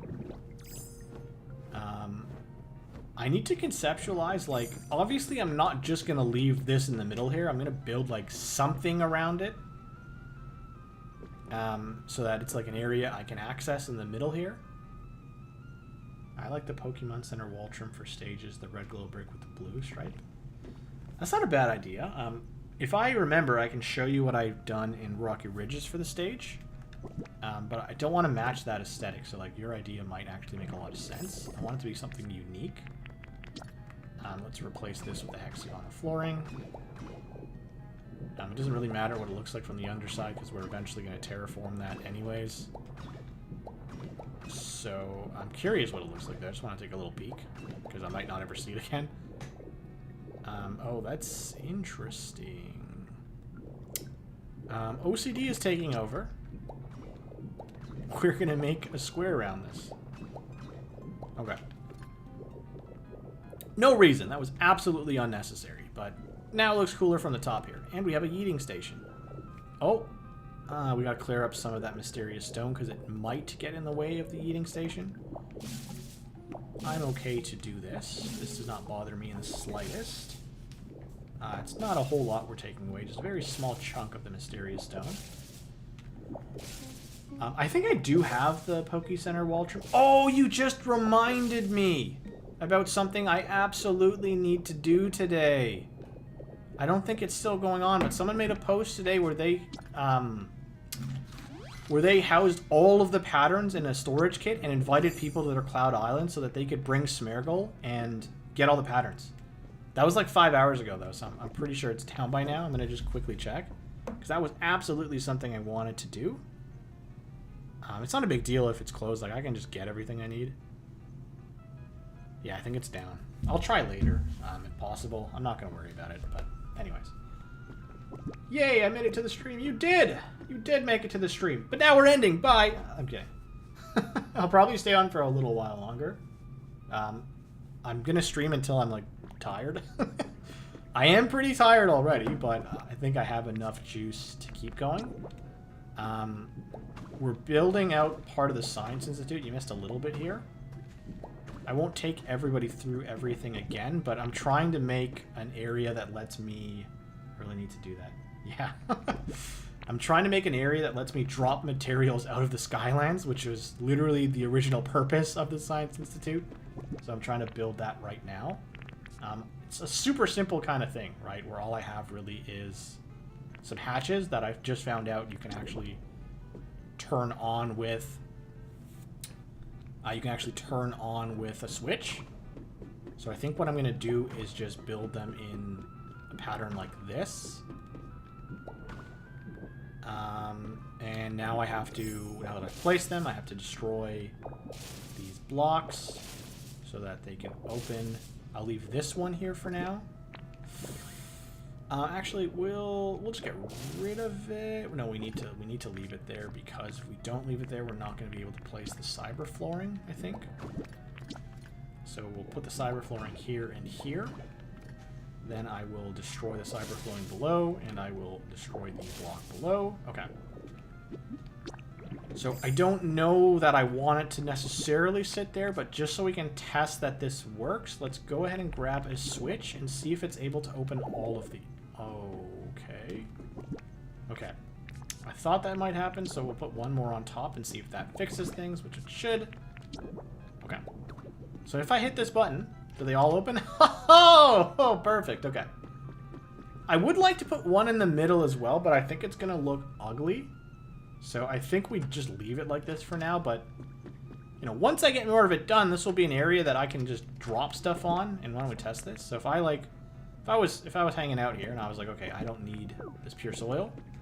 I don't want to drop the whole stack. Hold on. I just want to test this. So if you can't drop. This is weird.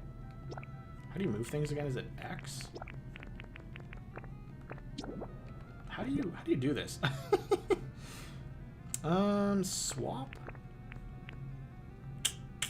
I don't want to drop the whole stack. I don't want to drop the whole... You know what? It's an irrelevant item. Anyways, okay.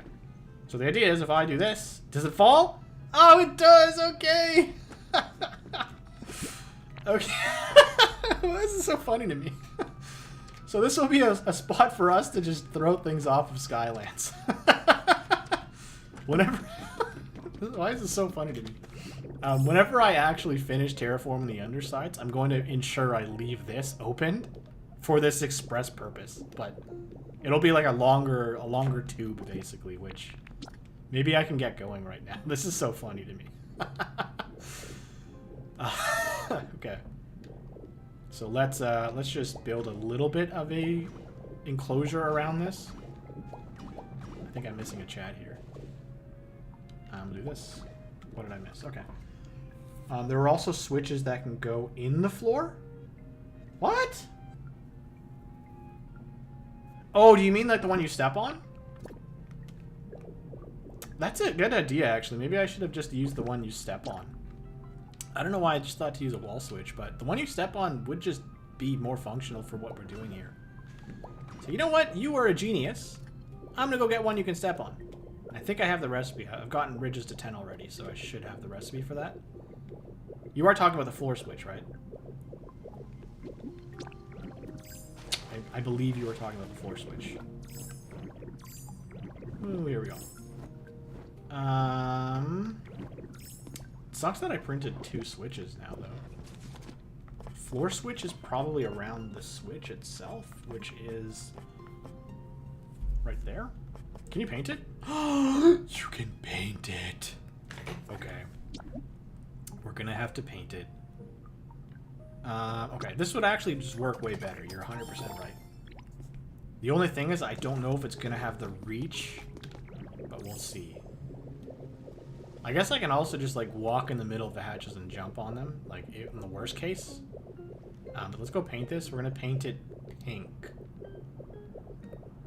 Pink with a white trim or a black trim? Floor switches, okay. I thought so. Smirgle's finally here for once. Wow, this man is never here. Okay, that's not what I wanted to do. Let's get pink. And red. And...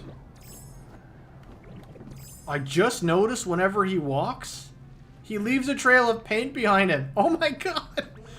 That makes sense, but how did I never notice that? I don't want you to follow me. Please stop following me. Split up. Paint this, please. Where is it? Okay, what colors do we... Oh, we only have one color. Okay, that makes it easy. Pink. Thank you, Mr. Smirgle. Mr. Smirgle. Okay. So I haven't, like, permanently housed Smirgle here, by the way. I got really tired of going back and forth to Rocky Ridges, so I just made, like, a really makeshift area. I can temporarily... I said Rocky Ridges, I meant Wither Wastelands, but an area I can just, like, temporarily throw them in. Okay.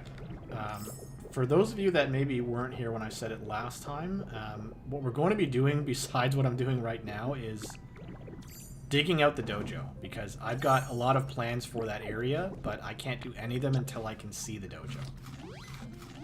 So after I'm done messing around with this like lobby area as much as I feel is appropriate, we're going to go ahead and continue digging out the dojo. I did a little bit of it on my lunch break today, but it's not nearly where I need it to be.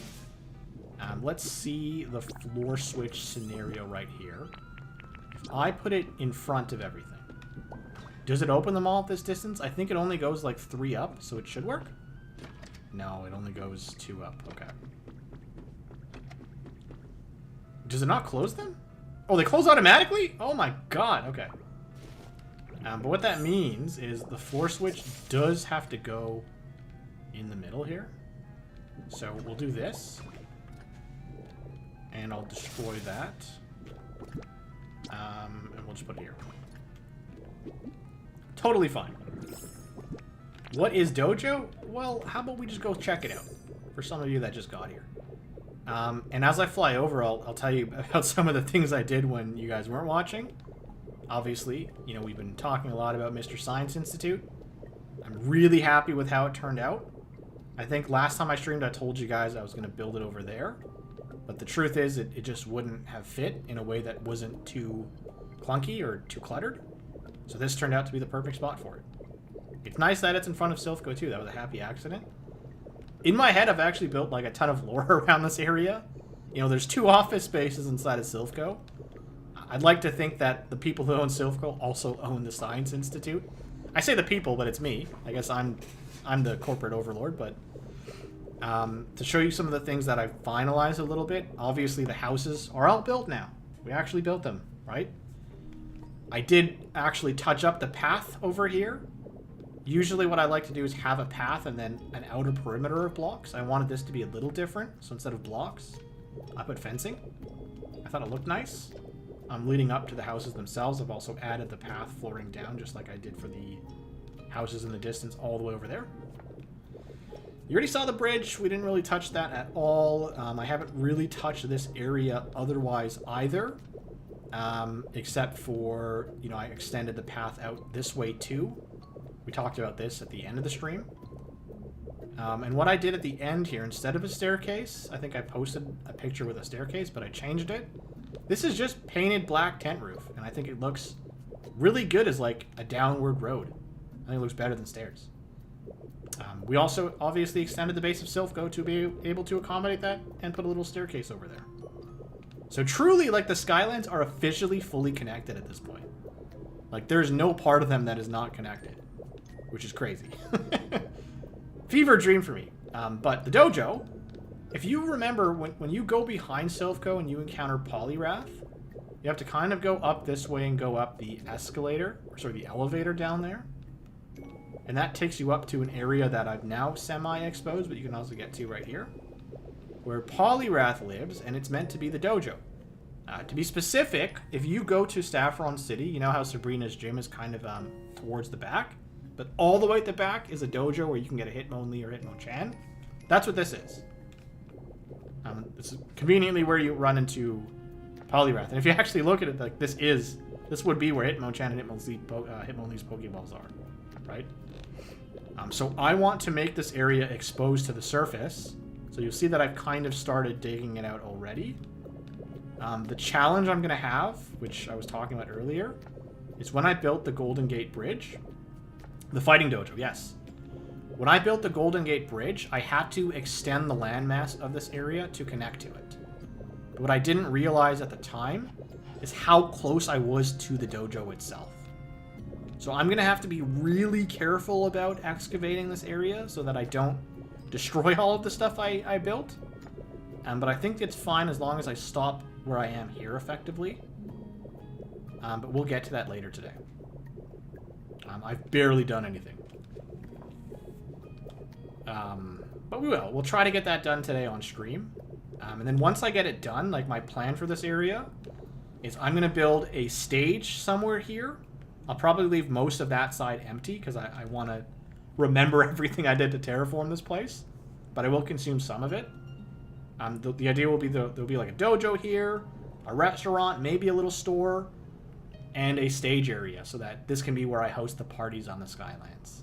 It feels to me like in the best place for it. Like if I'm thinking about a city, that's a little city, right? That's a small little town near a city. There's going to be a giant city in the middle, and then two other small towns, the beach one and the stone one. So like, you know, picture this area as like downtown, and then this is kind of like uptown almost, you know, wherever people would house like their city attractions, or like, you know, all the people that commute into a city would kind of come into this area, hence the Golden Gate Bridge. And so when you want to host a party, you put it in the way direction flows, or traffic flows, I guess. I don't know what I'm saying. In my head, it just makes sense to throw it over there. But I need to be able to see the dojo so that I can properly understand how this space is going to look. The stage will increase productivity or manufacturing workers. Yeah, it definitely will.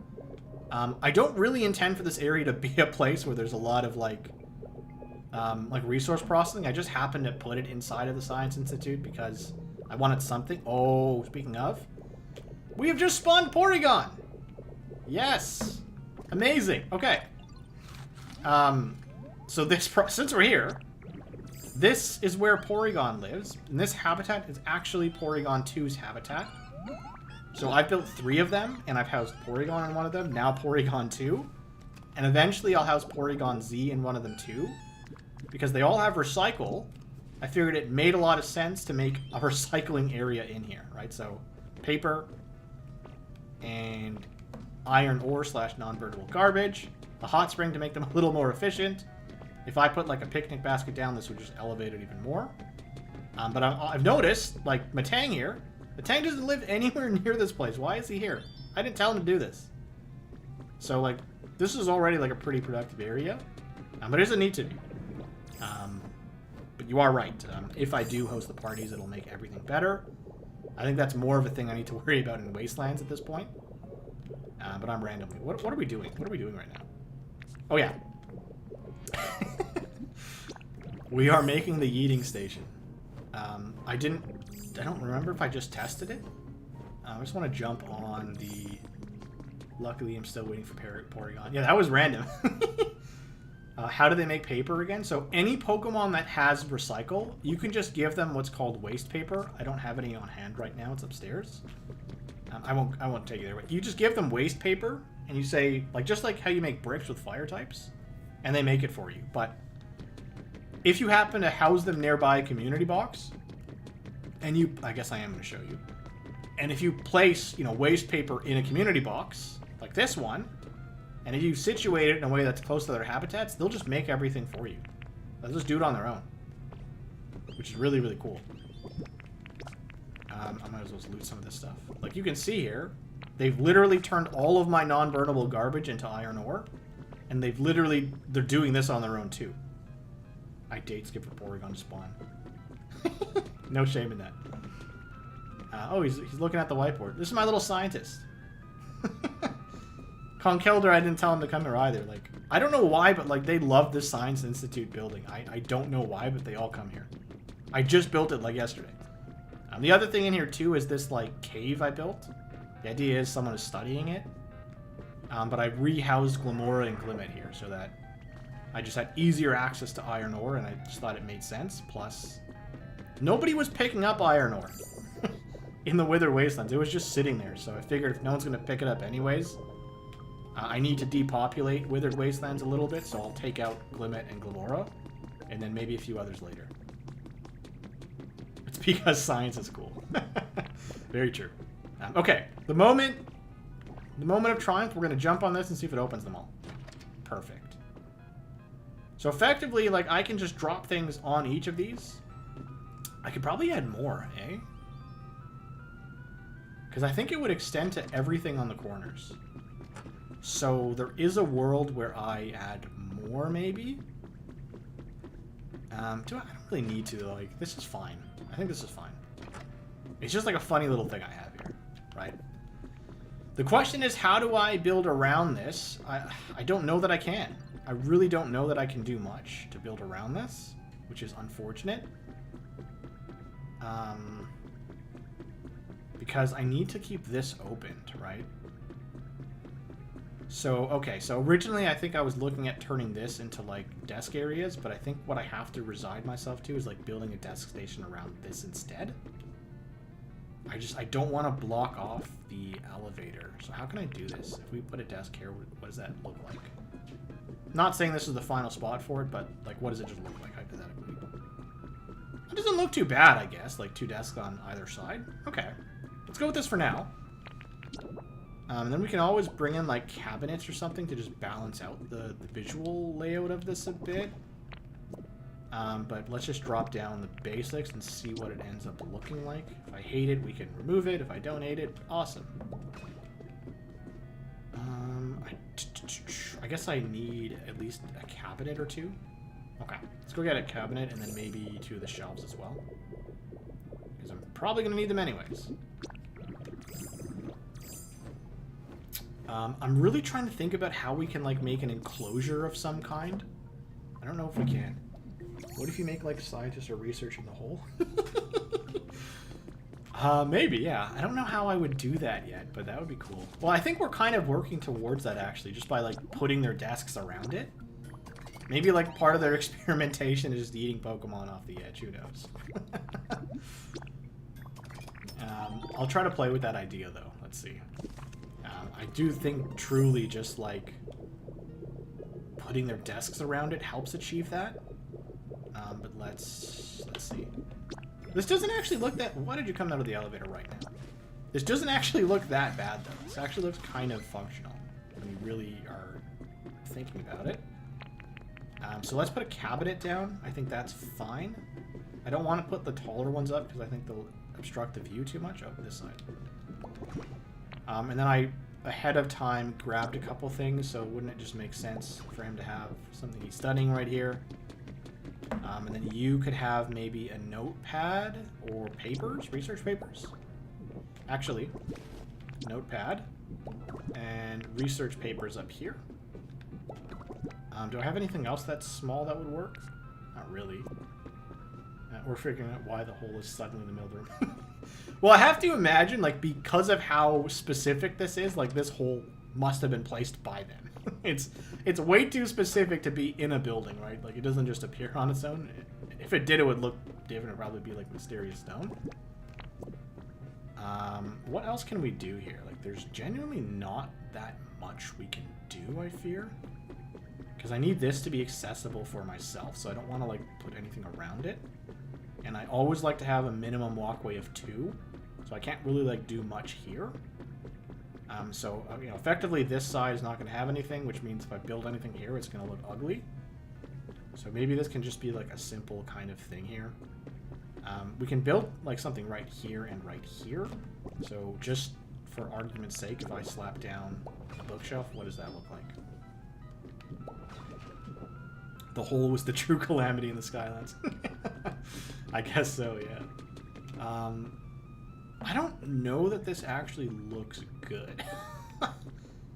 Like, what is the... okay, so you walk into the lobby, you see giant bookshelves. Why? Like, is that...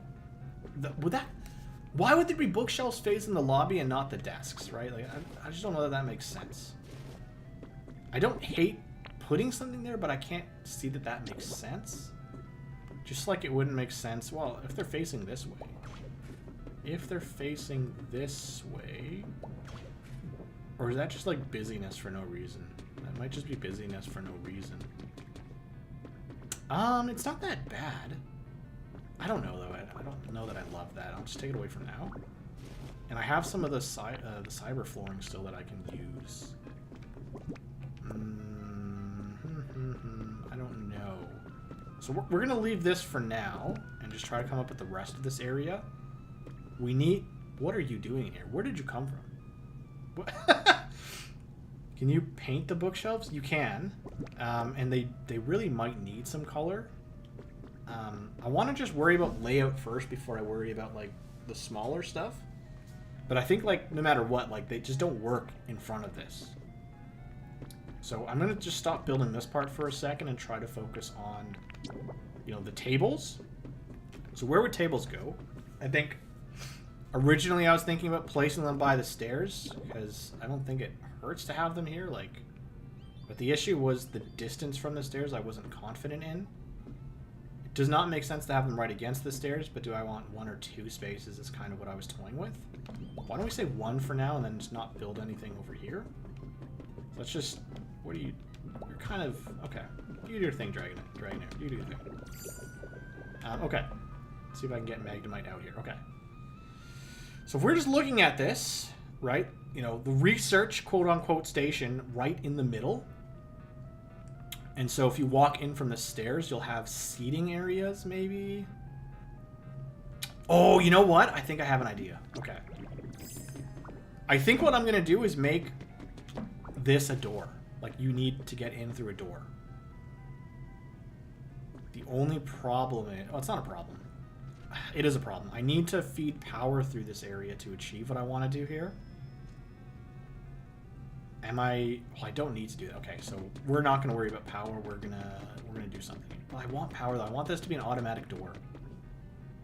I've used 2 generators, I think, so far. I'm super concerned about hitting power limits because of what happened in Bleak Beach. But I don't think there's a way around this.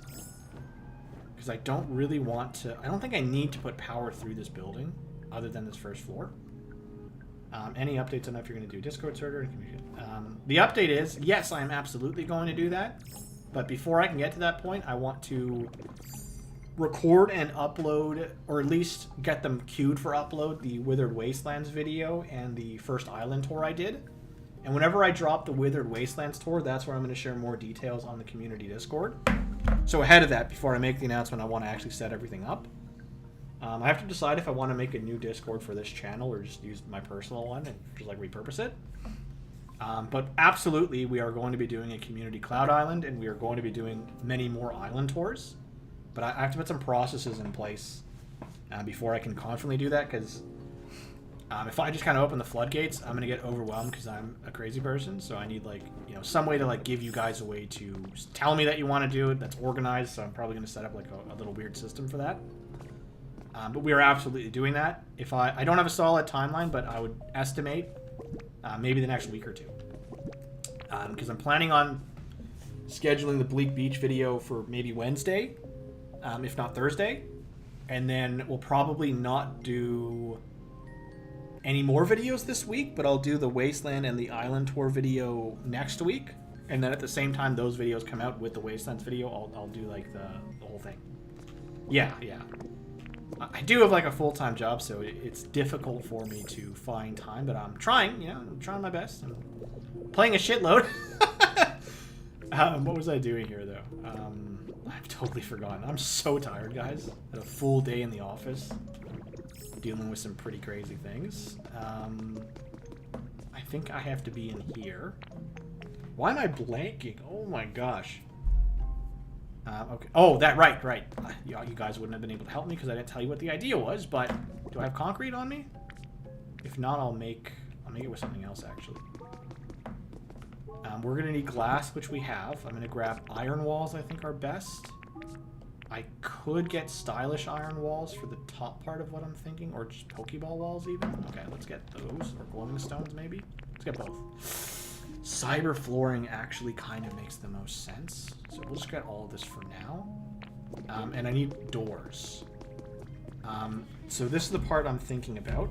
If you need a moderator, feel free to ask. I will definitely consider that because I'm probably going to need a moderator. I can't pay you right now, though. I hope that's okay. This is a free channel for now. But who knows what'll happen. Okay. I really want this to be automatic. Okay, I just thought about how to do it. I'm a genius. Never mind. We're good. We're so good. We are so good. Okay. I have to make a MIDI generator. That will be the third one. What's the power limits again? Like, how many things of power are we allowed to place? Let me just check. Pocopia. Power generating limits. I think it's like 100 or 40. I really don't remember. That's actually a lot. Wait. Did I read that properly? There is also a limit to the amount of transmitters that'll work. That's not what I care about. Electricity. There's a limit to the amount of a generation you can have in any location. You can have no more than 64 in any combination of mini generators, windmills, etc. Okay. So that produces 320 to 1920 units. That's crazy. So the mini generators are, it'll be 15 that I've consumed at this point. And that's 15 out of what again? Out of, 15 out of, how did I just lose the number?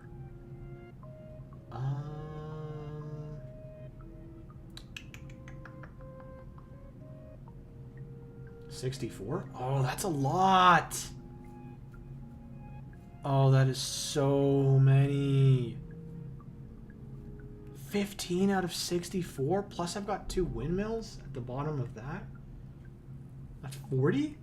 No, there's no way this is actually accurate because I have like 1,000,000 power generators in Withered Wastelands in the beach.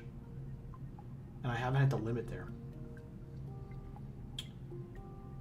This is making me reconsider what I'm doing a little bit. I think it was 64 is the limit.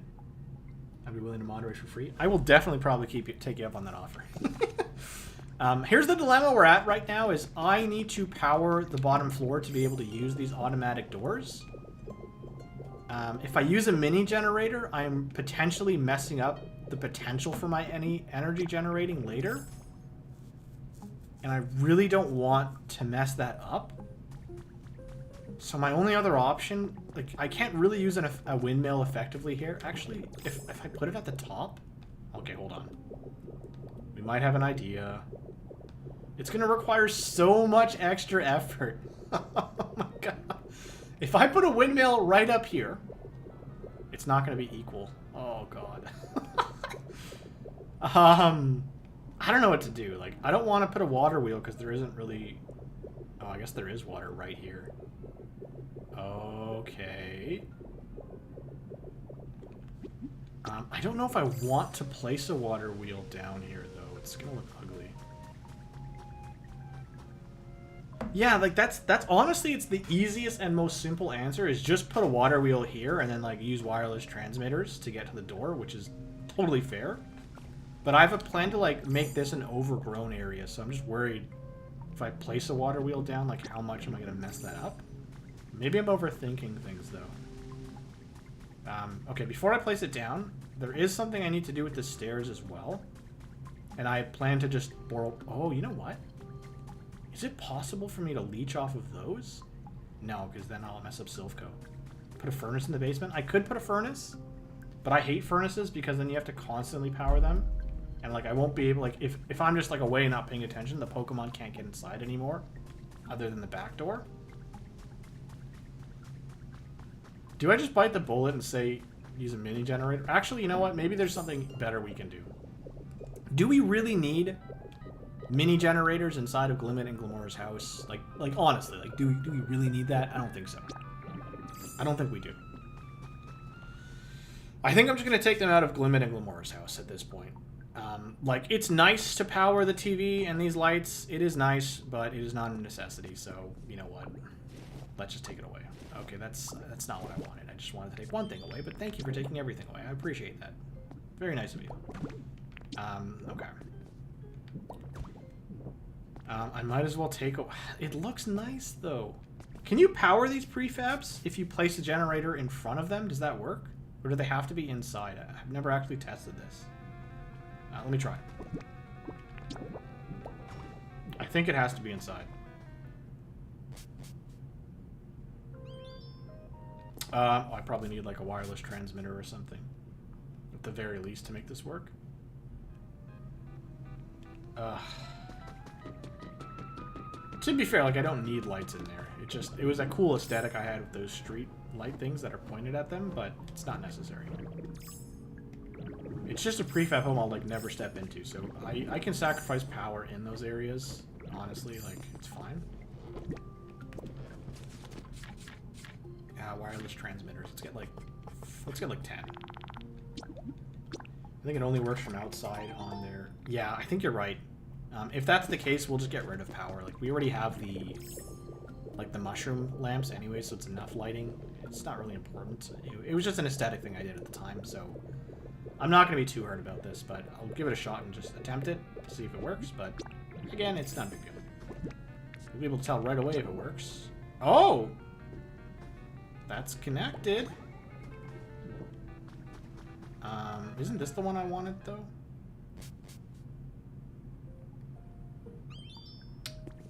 If we take this one away, does it still work? No, okay, it doesn't.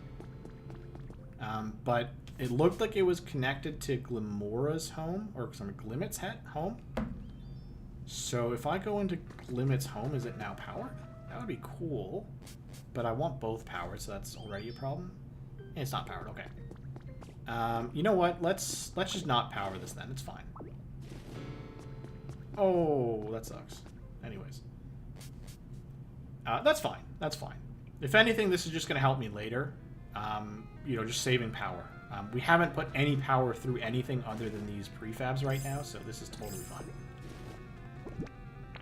fine. And so, I feel tremendously less guilty about putting one of these in the lobby.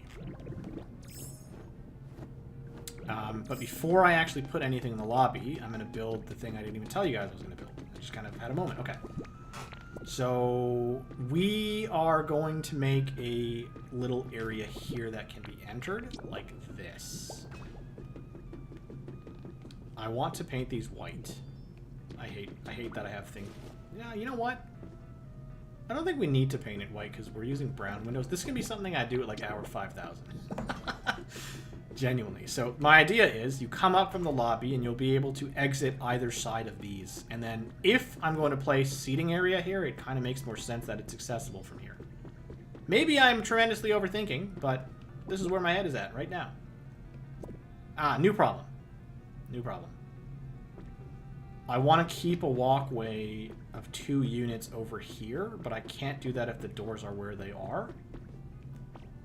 Am I really about to do this? I'm thinking I have to push back the stairs a unit. How easy is that? It would mean they start here.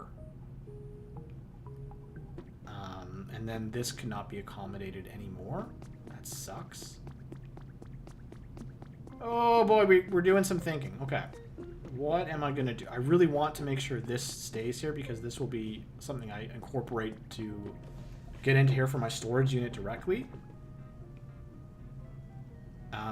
What are the other options I have? Can I make this a platform and then have stairs going up this way and this way? And then I save space out front? Possibly. Possibly.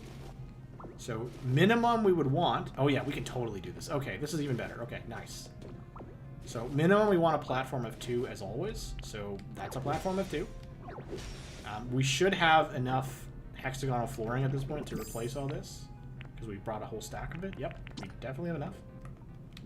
Things are working out! Wow. See what I mean? Just keep building and eventually things will happen. Oh, this is concrete. Oops. Hexagonal flooring.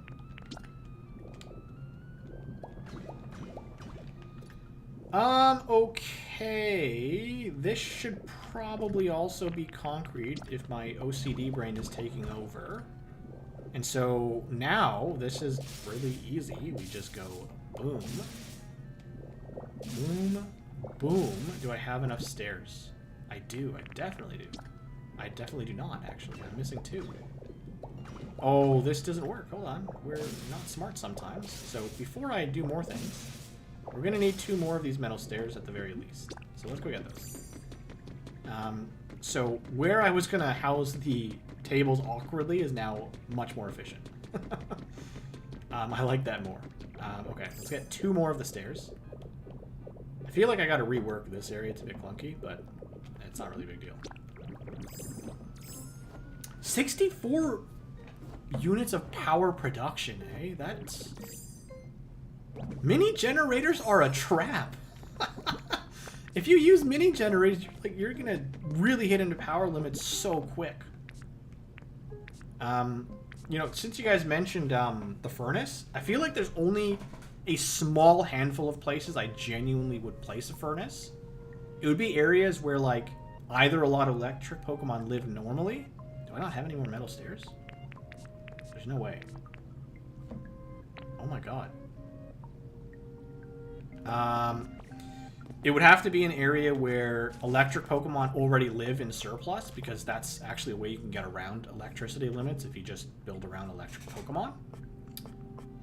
Or something that I don't want to use all the time. So, like, if you remember in my Rocky Ridges, like, I have that sewer system, and then underneath it is the Cyberpunk area. Like, in theory, the Cyberpunk area is inaccessible, so, like, I wouldn't... This doesn't make any sense as I'm explaining it. But there's only a select amount of places I'm okay with furnaces. It has to be something where I don't intend on being there all the time, or even having an area lit up. Like Pikachu's thingy. The charging station. Like, that's fine, because I only need it sometimes, and I can place a leaf in every now and then, right? Why am I saying all this? Okay. So, to keep an area for the stairs, we have to push this in one more. Like so. And... Oh, what is down there? I'm just going to break this to see what's in here. Oh, and, oh, this is just the remnants of my terraforming, I see. Okay. So what I'm going to do is... It doesn't really matter what I put here, but we'll just go boom, boom, boom, boom, boom, boom, and boom, and boom, so there's no gaps. And this is all concrete. This is hexagonal flooring. Boom, boom. More concrete here, because the gaps bother me, because I am an insane person. I always have to reiterate that. Hexagonal flooring, right? No, just all concrete, all concrete. Hexagonal flooring here, though. This is concrete. This is also concrete. I think that's okay. I think we got it all. So let's put the stairs down, and then we'll try to build around what we've just done here. It's going to be tight, I think. It will be tight. But that is okay. I guess there was another way we could have done it, where we actually made the stairs come up this way. And then you enter... No, that's not going to work. Okay. So we'll worry about power after, but let's place everything down for now. And this will work way better, and we just end up with an actual walkable space. I'm going to put this down because I've used it on the roof, and I think it looks okay in here. We're actually not going to leave a whole layer of it down now that I think about it, so because we're going to use glass to encase this because it just looks better more often than not. But we have to put down at least an outer perimeter so that we can functionally layer the glass around, and I don't know what that looks like yet. So I am going to, from here, place the glass down, and we'll just use regular glass windows. Probably leave it maximum like 2 higher than the door, which we have space to do. That doesn't make sense. So boom. And then one more up. Oh, this is coming together. I would like above it to also have glass. I like that for some reason. We need this up here. We need this up here. I guess I've got to figure out where the wireless transmitter and mini generator are going to, but that shouldn't be too hard. I can probably just slap them over here and it'll look okay. But we'll worry about that after. Let's get this base put down first, because this is really the most important part of this whole thing. I guess I should put the glass windows here too. And we'll have to add a roof as well, but also not a big deal. The question for the roof is what material to use. I'm not sure yet. And we're gonna need to figure out this part. I can't really close it, unfortunately, but I could probably put like a bunch of flowers here just so it looks nice as you're coming up. But I can think about that later. What would be the minimum amount of things I need to consider here? I could possibly... Man, this is awkward. If you don't already have an idea for Spinark and Ariados, perhaps you can make a net. Kind of used to catch something. So I actually have Spinark and Ariados in my Withered Wastelands. Basically, if a Pokemon has litter, it is a slave in Withered Wastelands somewhere. With few exceptions. You're either in the Wastelands, or if you make vines / fluff, you're shoved in Bleak Beach. The only exception is Venusaur. Because I wanted to house all the main starters somewhere. For now, they're like in an empty field in Pallet Town, where I left them way back ago. But a net would be cool, honestly, had I not done the whole prefab home thing for them. I think that would have been a really awesome idea. So we did something here initially where I actually built in an extra layer of the floor, but now I'm wondering, do I have 3 units of clearing? 1, 2... Technically, I have 3 units of clearing here, even if I build a layer here. So what I'm going to do is, just to see, I'm going to do this, and I want to do a walk test, right? This is technically 3 units above you, right? Because the unit you're on counts, and then 1, 2. So, like, can I... You know, there's actually a better way to test this. Can I bring a Pokemon through this with me? I don't think I will be able to. Let's grab Dragonite. He's a little bigger. Oh, man, not good. Yeah. We'll house everyone soon. We will do that. But for now, you guys got to stay chilling in the fields. Alright. Can you follow me? Can you fit down the stairs? If not, we have to rethink this. But if so, we are cruising. You know, technically, we don't really care about this because there's other ways for them in here. But I like to... I'm weird. I like to think about things like this to see if Pokemon can actually use the spaces. I don't see Dragonite. Yeah, so... You can't even get down here, eh? Wow. What if I push you? Will that work? Yeah, what are you talking about, buddy? Oh. Yeah, so he really can't get that way. Okay.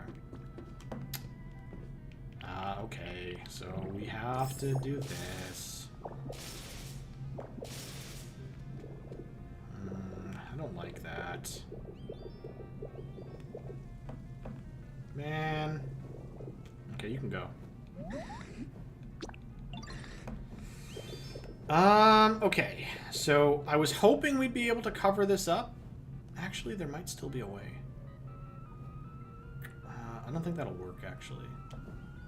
Because it counts as a layer below, right? Or is it a layer on top? Actually, okay. I think there is a way to do this. But it's messy. I'm gonna try. I think if we use iron grating, it technically consumes the block above, but like the bottom layer counts as the bottom part. I don't know. We're gonna try the Dragonite test again after I get some of the grates here. And to make it aesthetic, I probably leave a bit more of a runway. There it is. The things we do. The things we do to house Pokemon in places, right? Okay. So I think what I can do here is right here, I can place the grating down. And again, I think below it doesn't count as a block. Here's how we test that. No, I'm wrong. I'm definitely wrong. I'm definitely wrong. Let's try it anyways. Let's see if Dragonite has issues now. Follow me, please. Can you get... You probably can't even get here. Oh, I misjudged... I did not misjudge you. Come on, buddy. Okay, what if I take the door away? Will that help?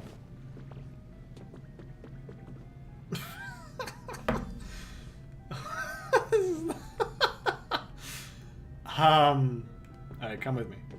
Does this work? If not, I'm just gonna say I don't care. I'm just gonna say I don't care if it doesn't work. Honestly, like... There is another way in for Pokemon. They have the backside. Like, I'm thinking too much about this. Why does this not work? They only leave if you talk to them now. What's happening?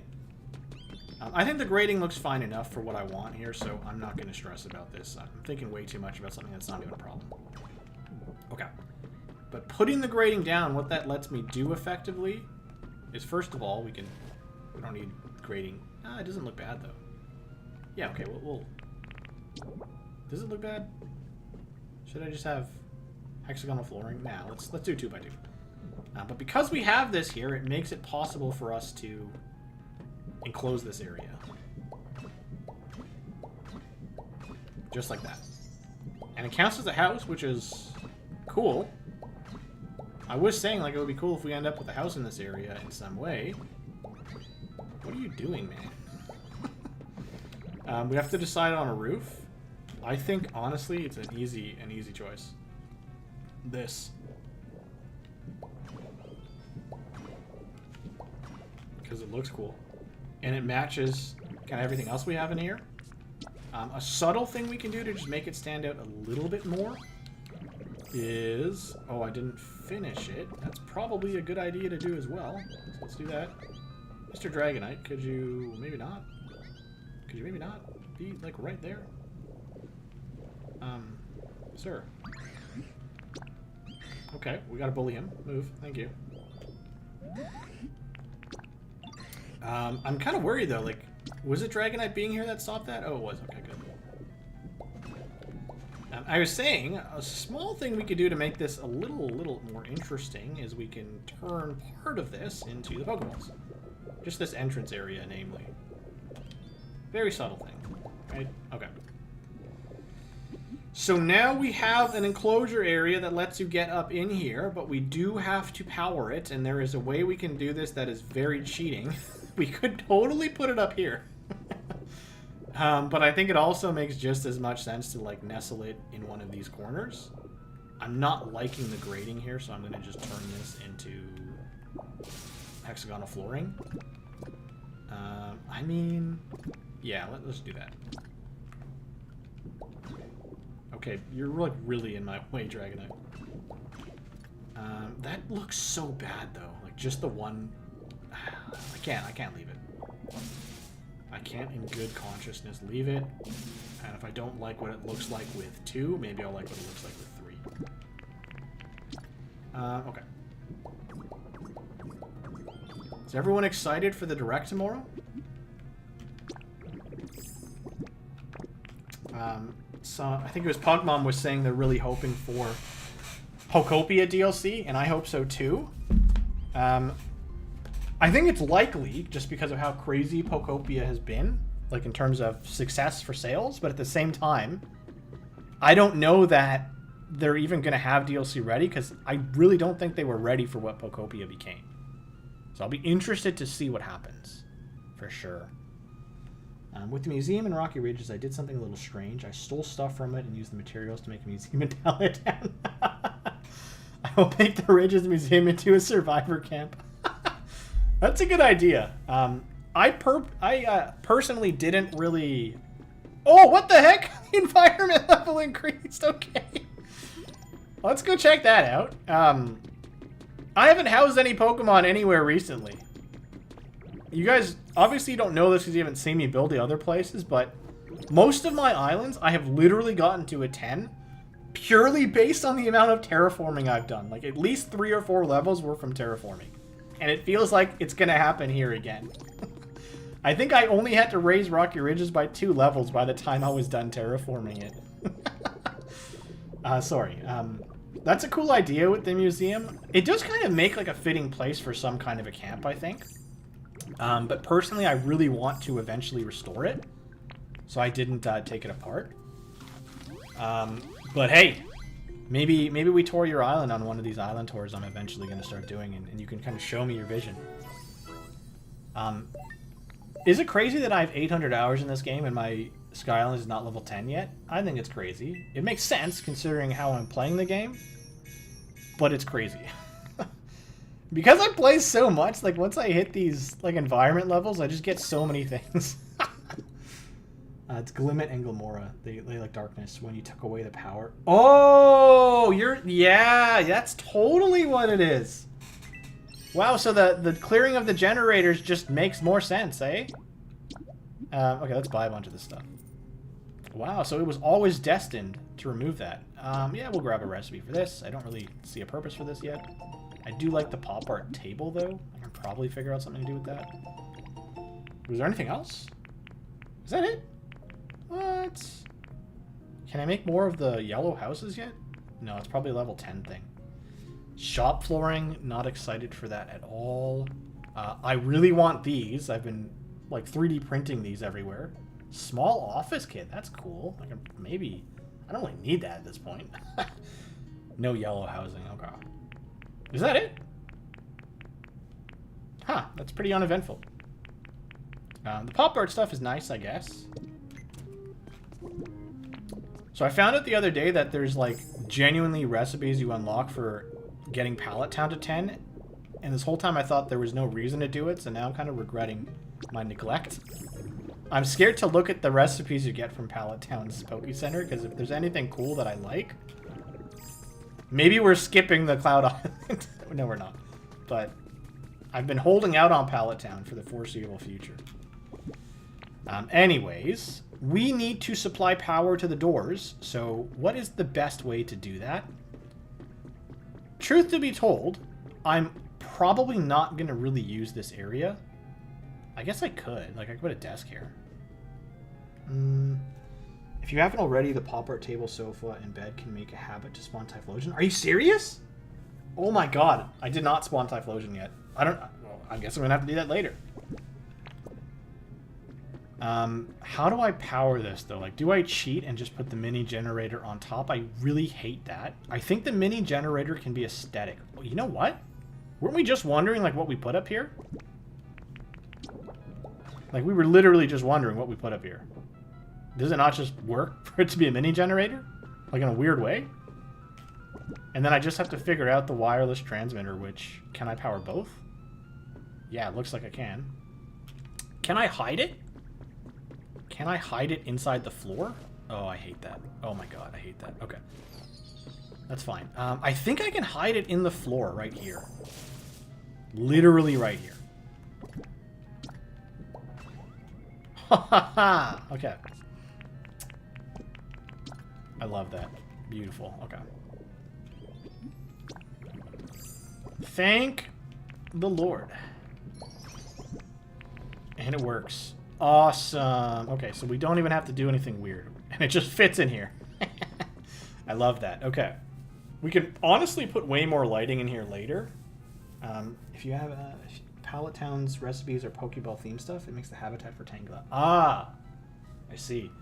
If it's just Pokeball theme stuff, like, I think those will look really cool. But I don't think I need them to build any of the stuff I'm thinking of. But I'm still going to shy away from looking because I'm scared now. Okay. So now we have a much better entrance that clears up space. But we've still got a lot of stuff we need to sort. Like, where am I putting these tables?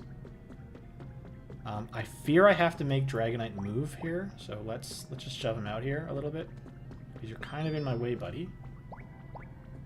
Okay. Can anyone tell me why waving at them no longer makes them split up with you? Like, this has historically always worked for me. Why does it not work anymore? I have to talk to them and say, let's split up every time. It's a little frustrating. It's not going to, like, make me rage or anything, but, like, I'm used to it just working. Jump on this for good measure. Okay. We have a lot more decorating to do. I've got one more desk. If I can't fit it in here, that's fine. I was thinking that, like, fits here, kind of. But I don't know that I really want to put a desk here. It just feels so out of, like, who would be studying in the corner here where people are watching him, right? What I could do is... I mean, okay, it makes sense if I put the bookcases here, actually. And I guess I have these to mess with, too. Ooh. I don't want this area to get too crowded, so as long as I can keep this walkway of 2 right here, this is good. It goes well with Pokeball House. It's what I did for a lecture. Yeah, it would actually look good for the Pokeball houses. I still haven't built one of those yet. Also, the dance thingy is press and hold to dismiss. Press and hold? How have I not known that after 800 hours? We're going to test this right now. Oh my god, dude.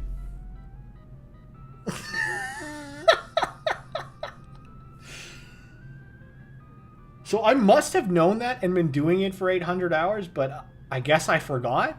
Because how else have I been doing it this whole time? You're totally right. I think I'm remembering now. Yeah, it is totally hold down. Never play Pokopia when you're tired. Oh my gosh. Thank you so much for giving me that tip. That was actually driving me crazy. Okay, so technically a bookshelf could go here, but I want to keep the view. Technically, the control unit could go here too, but I want to keep the view. I think it might make sense to either put the control units here or on the other side. What do you guys think? I also have to put the bookshelf somewhere, and they kind of, maybe it makes sense to have them like opposites. If I have the control center here, I still have a walkway of 2. And, you know, it kind of works just around the grating here. So, like, I guess the idea is, I don't know. I don't know what the idea is, but, like, these just kind of make sense back here where they're a little out of the way. It's like, generally speaking, no problem. Thank you, man. Generally speaking, like, if you make a building and you want power stations, you try to put them out of the way of traffic a little bit. So that is kind of out of the way of traffic a little bit. So I think that's okay. I still want to be able to place these tables. Like, I can really only think they can go here at this point. I can't see anywhere else for them that wouldn't be overcrowded. So I'll just put them down for now. I won't put the chairs yet in case I disagree, but let's just try to get up here and see what's going on. This doesn't help. So we've got our research dumping area. I think it's still a little empty. Like, something else needs to be here. So is this where the bookshelves go? Like, I know I said no originally because I want to leave this area opened. But maybe if they're, like, facing the desks and then we do it like this, but then they're cut off and it doesn't really make sense. Like, why would you have a bookshelf that's cut off? Well, the generator's in the way. I am running into some creative roadblocks here, given the limited amount of space. Okay. Yeah, I can't think of another place for this. Like, it feels perfect by the window here. So I'm going to just try to commit to this. And try to see if I can force inspo. It's typically my pattern here. Force myself to be inspired by just putting things down and saying, deal with it. That's how we got the entire Skylands connected. Okay, so these, I think, only make sense by the windows at this point. Debatable on if the chairs go on this side or in front of the window like this. I think that is debatable. I have enough walkway either way. But technically, it's a bit more space conscious to have them here. So, yeah, you know what? And then we can put, like... Ooh, we can put, like, flower pots in the windows for, like, a very small aesthetic change. I'm totally going to do that right now. Let's just grab a bunch of our flower pots and see what kind of flowers I have here. Ah! You thought I wouldn't notice. You thought I wouldn't notice. Well, sneaky, sneaky. Sneaky, sneaky, sneaky grass. Thought I wouldn't see you, huh? I hope that doesn't affect the outside too much. I think there's more on this side and probably the other side too. This one here. Oh man, I hope this really doesn't change the outside area too much. There's a lot of it. Oh man. Okay. Sorry, what I was saying earlier about the Direct, I'm actually pretty excited for it. I think, personally, what I'm most looking forward to, obviously, I would love Pokopia DLC, but I think I really want to see Duskbloods. You know, as soon as Elden Ring drops, I'm playing that day 1. I think I have, like, 400 hours in Elden Ring on my PS5. And I think I have, like, 600 hours in Dark Souls 2, and, like, 200 in Dark Souls 3. I love the Dark Souls games. Also, what you were saying earlier about touring my area, I'm usually playing Pokopia watching streams, so feel free to ask to tour whenever. Awesome, yeah. My plan is... I think I've been saying this over and over again, but genuinely speaking, like, there's a limit to how much hours I have to build things. There is going to be a point when I'm not able to continue building like I am for all the other areas. And so I'm going to need to come up with a way to produce content that doesn't require me investing hundreds of hours every time. And so the only way I can make sense of that is if I start doing like island tours or something, right? And so I think that's going to become like a staple of the channel. And just like you're saying, it really does give me inspiration. I love seeing the things people create besides myself. Like whenever you... Oh, we need to get rid of that probably, yeah. Whenever you can see like someone conceive of an area tremendously different than you did, it's such an insane experience for me. I don't know how much of like my awe you guys are going to hear in the first island tour I have because I messed up the audio. Their audio is crystal clear, and so is the game audio, but instead of using my professional microphone I'm using right now, I had my internal MacBook microphone selected. So like I sound like I'm like 10,000 years away. So I think I have to do voiceovers, which is going to take away from, I think, the overall vibe. Just of how like excited I was to tour, but you know, we're going to do what we can because I really want to show you guys what she was able to show me. It was excellent. And then we'll transition into a series, but what am I doing? I forgot why I came up here. I want to just check the outside quickly. I think we're okay. I needed to get something. I need to craft something. Oh, right. I remember now. Oh. Tired brain. You gotta love it. We need to get some planters and plants. Okay, get off the ladder. I think I have a bunch of them just up here. Yes, and I don't know what I have available. I have a lot. I think because these are Skyland flowers, these are just the most fitting. I don't have much else anyways. Like I guess I've got like stylish hedges, but I don't really care about these. I'll take them out for now just in case. Because there was something I wanted to do with them. I wish I had more of the robust flowers. I do like these a lot. But I guess I already used them on the balcony. Anyways. What I'm planning on doing sometime this week is just like honestly sitting down and like putting pen to paper all of these ideas I had. Because like they're pretty solid in my head, but I'm the kind of person where I really need to document things to make them real. So I'm planning on spending some time this week and just sitting down and trying to write out like my vision for this channel and, you know, some of these mini-series I want. And I'm a person that does time blocking, so I will be amending my personal calendar, my real-life calendar, to accommodate time for streaming, recording, and everything. And that's going to probably be this weekend. I also have like a week off in the first week of July. I'm supposed to do a bunch of stuff with like my friends and, you know, visit a bunch of people, but I'm going to try to carve out some like real time to just mass record a bunch of videos if possible. I don't know if that's possible given the type of content I create, but I'd like to be ahead of myself if I can. Why am I saying any of this? What do we just get? Oh, the planters. Okay. So I think this is like a perfect spot for flowers, right? Boom, boom. And boom, boom. And then this window too also has no space. It has one space. I don't want to use one space though. I don't like that. Very simple. We just place the Skyland flowers. Eventually they'll grow on their own if I really care. I would grab Sprigatito right now. So maybe I actually go do that. And then we have a little bit of an aesthetic here. So let's just put these in. And yeah, we'll totally grab Sprigatito. We will grab Sprigatito, but let's put the chairs down first. We got to think about where the garbage goes, but I think that will just kind of come to me as the space fills. And yeah, I think it was the right call to put the chairs on the outside now that I'm seeing the space put together a little bit. Okay. We'll go through the back door because I'm a little lazy. What do you guys think about that like front entrance? I've never done a front entrance that goes down and then in. I don't know why I decided to do it here. I really don't. I want to say... actually, do you have grow or do you just have litter? I want to say I did it because the shape of the building was a little awkward, but I still could have made it work even then. Oh, you do have grow. Okay. Did you drop any vines? No? Oh, wow, that's a first. Come with me. Dude, Skylands is nuts. What am I looking at? What is this? Anyways.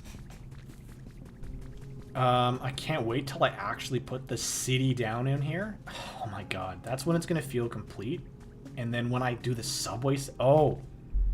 was going to say when I do the subway station, but I do have to think about the subway station a little bit more intentionally still. The reason why we're building out the dojo effectively, can you do that? Is so that oh, that's it, huh? The reason we're building out the dojo now is so that I can put all the train stations down. That's the real reason. Okay, we'll put 2 more down on the other side. Those will grow when they grow. I'm not too worried about these, honestly. They're just going to look a little nice. Yeah, go ahead, and then we'll get you to the flowers. Sparkling Skylands? Cybernetic Skylands. I wish you could rename them. I really wish you could, because I have some interesting names I'd like to put in there. But, yeah, like, I don't know. I've always had this, like, futuristic kind of vision for Skylands. I just didn't know what it was going to look like for the longest time. Okay. These ones now, please. It's sad that you're not going to live in here for too long. Oh, I have to do this. I have to cheat. Yeah, okay. This one now. Hopefully in the DLC. Yeah, maybe. I would love it. I think I'd like more Pokemon. I want to see how the train stations turn out. The train stations are going to resemble very heavily what I did in Rocky Ridges. Hold. They're very, very closely going to resemble what I did in Rocky Ridges, with like a couple of exceptions. Like I'm gonna have at least one underground one. Those like little tiny ones. You know, I don't even want to commit to any of that because it's gonna depend on like the area itself, like what the area requires. Does it need an underground station? Does it need an overground station? Does it need just like a little stop? I don't have a good idea for that, but I do know roughly like what areas are going to have the train station, so I can talk about that a little bit. The dojo area back there will have a train station. Don't know what it'll look like yet. Obviously, the bridge is going to connect to that train station. The opposite side of the bridge, this city area, will have a train station too. I don't think I'll make one for the leaf houses, because the idea is you can go to the city and then walk over. I want to say there's going to be one around the crater. I think it'll be above ground, though, like a little building up here instead of, like, down there. Also remember, like, there's this whole, like, underground hollowed-out area that we can tap into for a lot of the train networks, or whatever I want. But I think a train station ends up, like, over here, probably, for this area. If not, like, over there in front of Silphco. Either that. I would like to have a train station by the gate over there too, and the Rocky Ridges gate, and then something for that middle area. So what is that? That's 1, 2, 3, 4, 5, 6? 6 train stations? So less than Rocky Ridges, which is good. But I suppose we'll have to see, because like there's still a couple things I want to build, and that might influence me to want to make a train station as well. But that's why it's so important that I like finish all this infrastructure. And then I look to the train stations, right? The train stations will be the second last thing we do here, and the very last thing we do will be fixing the undersides of all the terraforming I did. Because I want to be able to see as much of the landscape around me, but that's going to require building out the train stations and their paths first. I don't know how many of you guys saw, but I'll show you anyways. Early on in like my Skylands Connection miniseries, I just came down here. I think it was the Finding Inspo video, and I was like, just looking around at this, and I was like, this is freaking nuts. I want to have train stations traveling through this. Because it looks so cool. Like, look at this. This is amazing. Imagine you're like in a train coming through this, and you go up there and you connect. Like, that would be so cool. Anyways. I have a really, really cool idea for the train stations that will definitely get executed on, but it's going to be a little bit. I could even possibly build like a train station underneath Silphco. There's room for it. But I think I'd rather have it like above ground, honestly. And then in theory that gets you here. If I do build one for Silphco, I'd probably build another one just to get into the city. Maybe? That feels silly though. I don't know. I'm overthinking this right now, so I'm gonna stop. Okay. So we got the flowers in. Let's go back and finish doing the lobby, and then we can finally start digging out the dojo. Oh, this is excellent. I think there still needs to be, like, something around here. Feels weird to just be, like, an opened area. I guess there isn't a reception either, which is fine. Like, you know, I guess there isn't really generally like a reception for a research lab. You're either let in or you're not. So this is fine. We'll leave this as is. What else do we have in our inventory? We have a couple things. So these are pretty easy to place. I don't think we even need to like really think about it. We just slap them in front of this and slap them in front of this. What can we do with this? I hope they develop subway cars at some point. I hope so too. I'm not sure if they will, but it would be really nice if they did. Oh, so we can just throw down some whiteboards right here. Always looks nice in a science area. Oh my god. You like how I caught myself quickly? It's 800 hours for you.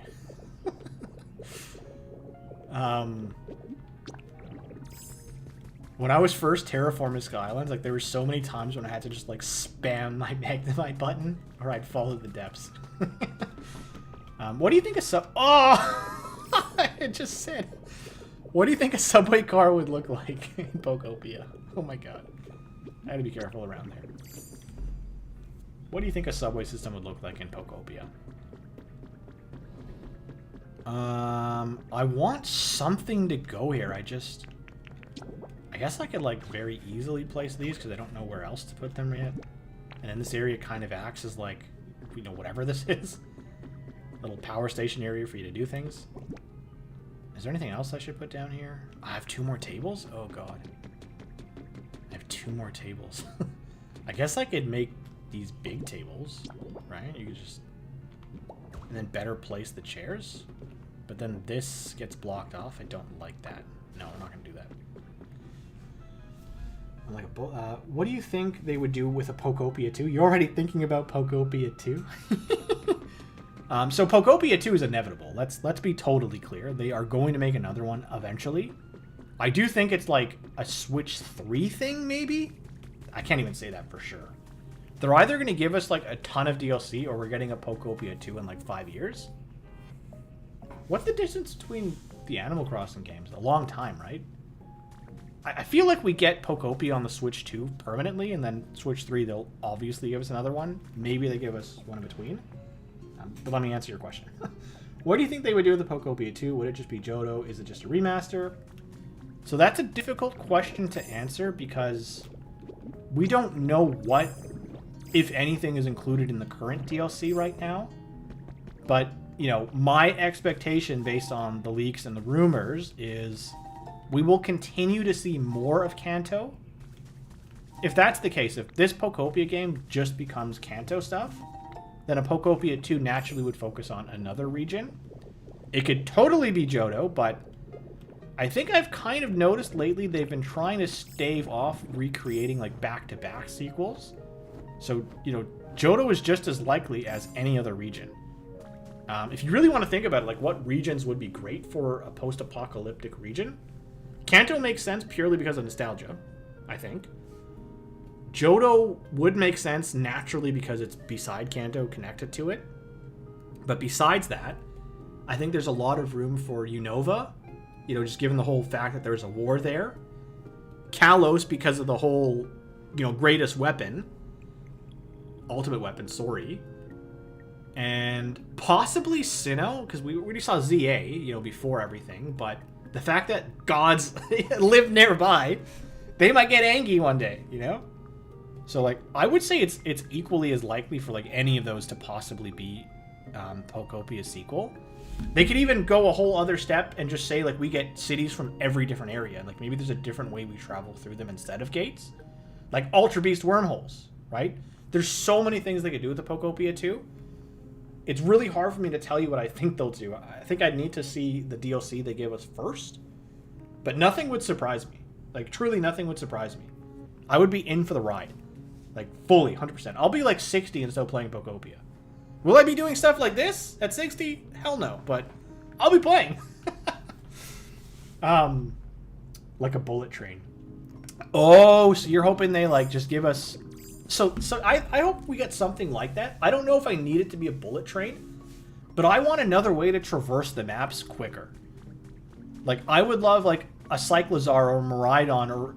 Hell, a Rayquaza form that lets us zip across the map. Like, Because Graveler's not that fast. And its utility is more about destruction. I'm rambling again.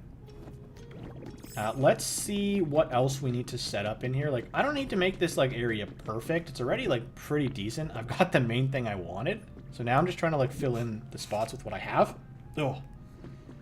I would like to put the bookcases down if possible. I don't know that I see a great place for them. I can't put them here anymore. I could move the whiteboards, I guess. Is there another place for the whiteboards that makes sense? I'm 60 and currently playing Pokopia. See, like, you can never be too old to play Pokopia. I will be playing Pokopia until I'm 60 or 90 or dead. I will upload my brain into ChatGPT if they give me the choice, and then I will play Pokopia until forever. I will never stop playing. I'll become Pokopia. I don't know. So actually this kind of is fine, I think. Just like slapping them down right here. It does look a little cluttered, I will say.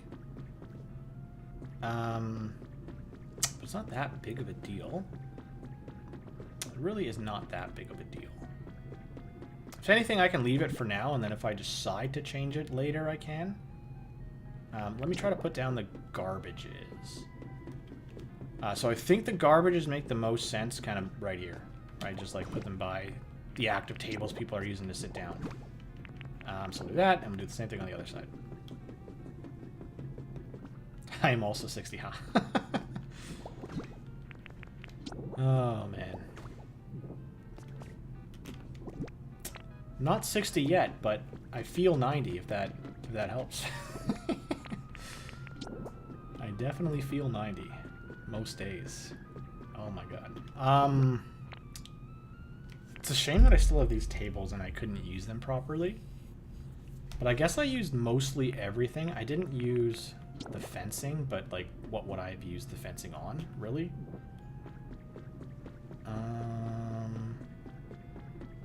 So maybe this is just how we leave it for now. What do you guys think? Should I do anything else in here, or just like pack it up for now and go dig out dojo?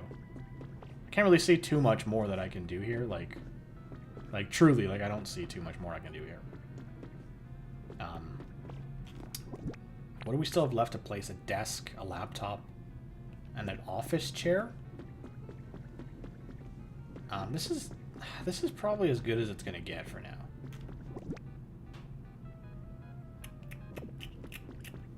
Yeah, you know what? Why don't we just leave it for now? This is plenty populated. Like, it looks fine. The thing I wanted exists, right? We have the eating station.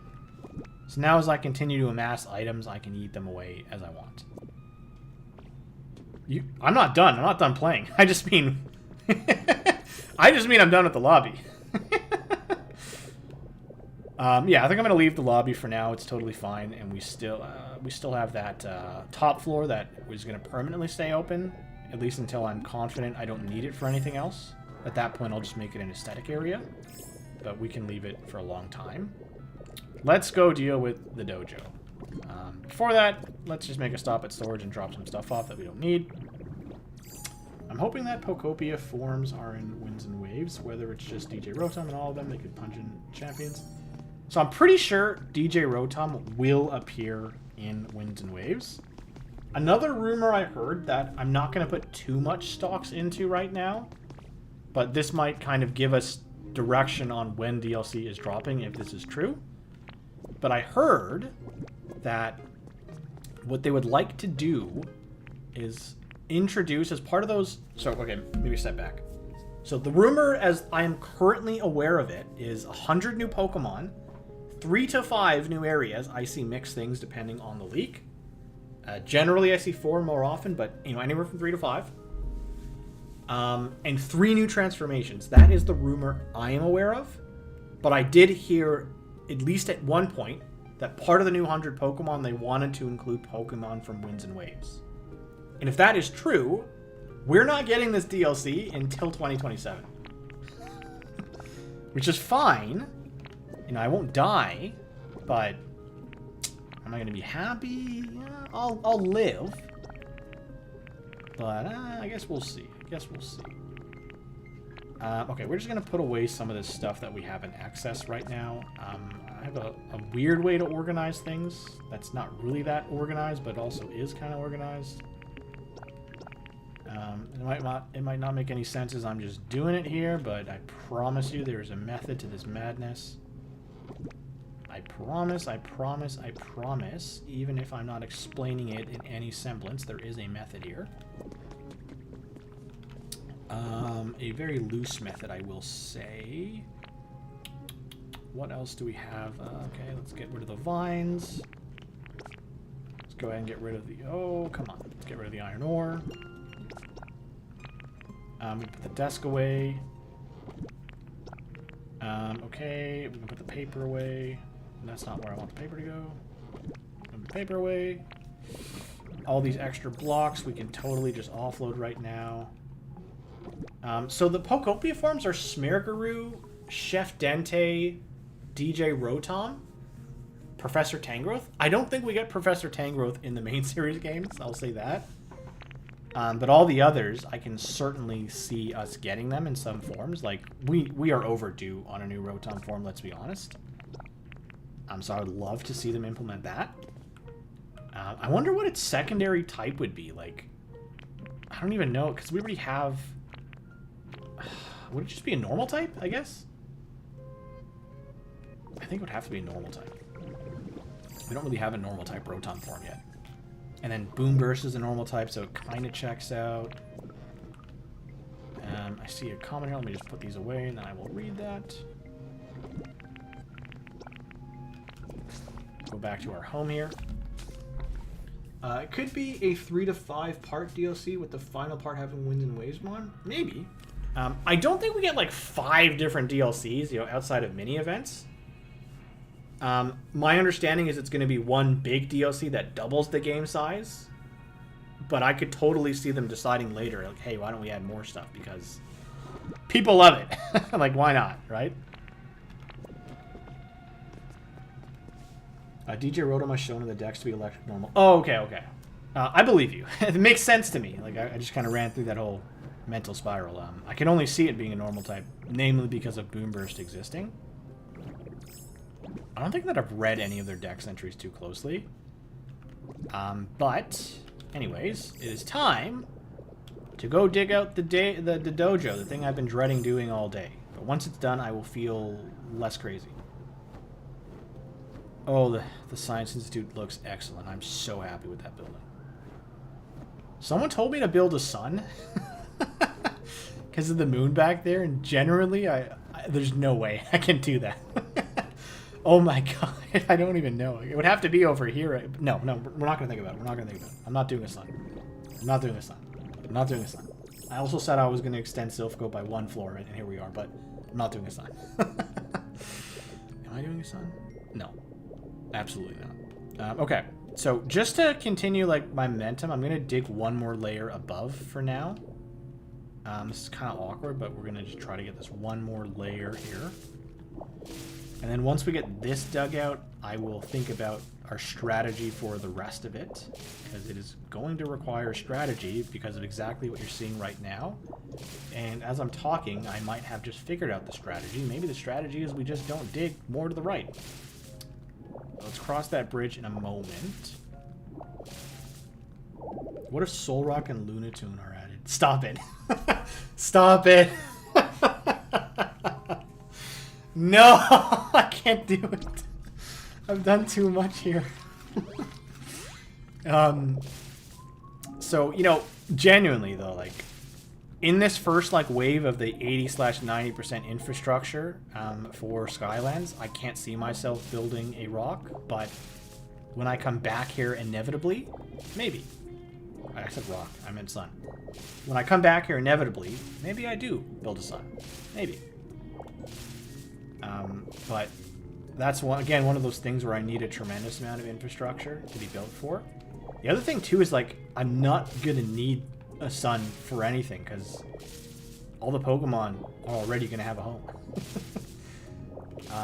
In fact, I probably have way more spaces for housing than I need. But you know, if we get an extra 100 Pokemon through DLC, all of a sudden I have an immediate place to house them all. So who knows?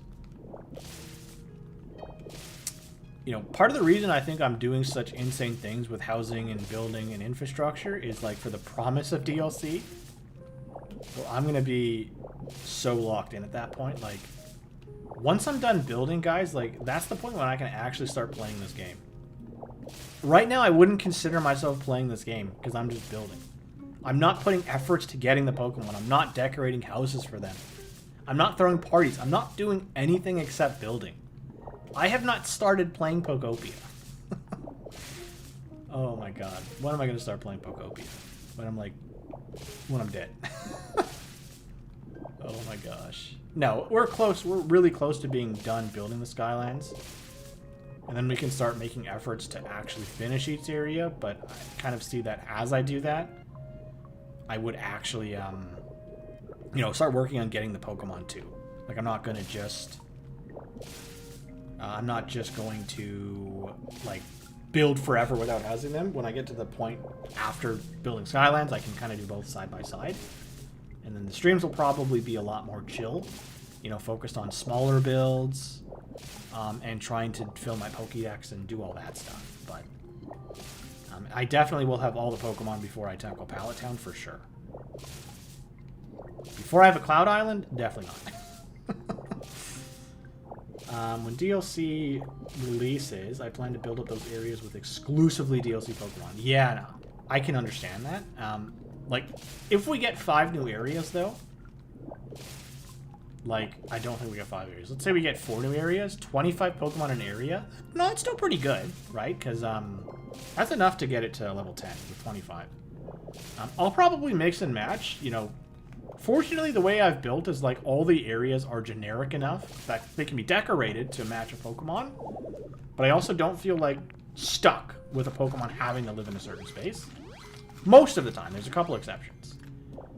So for me, it's going to depend on, like, what the Pokemon's function is and where it makes sense given that. Fortunately, Skylands as well as Wastelands have diverse housing areas, so I can, like, really house any kind of Pokemon. But I've kind of boxed myself a little bit in the beach outside of the apartments. And I guess Rocky Ridges I feel a little boxed in with the kind of Pokemon I want there, but that's also not true, I guess. So I don't know what I'm saying. I'm just saying words. I really want to do my best to keep as much of this mountain as possible. I just want to expose the part that's necessary to keep the dojo opened.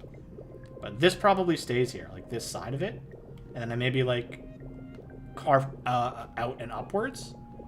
The only problem is, like, all this empty space that I've made in the process of terraforming, I'll have to, like, re-terraform it. But this is the price you pay when you have a vision.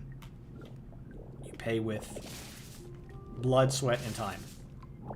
Not tears, time. We'll just keep going and pushing. This is like prime yap time. There's nothing else for me to do except yap and, you know, push on and push on and push on. Now, this is the kind of stuff, honestly, I'm normally just doing off stream and just losing my mind. Just getting so bored, you know, trying my best to, like, stay awake. No idea why I continue to do it despite that. You know, most people would just be like, this is crazy, let's stop, let's be normal people. Then you have me. But, you know, I wouldn't have gotten Skylands or any of the areas to the point they're at now if I didn't do stuff like this. This is especially painful, though, because I can't gravel her right now. Mostly because I was scared about ruining the building structure below. But also because it's too high at this point, so... What do you want? What do you want, buddy?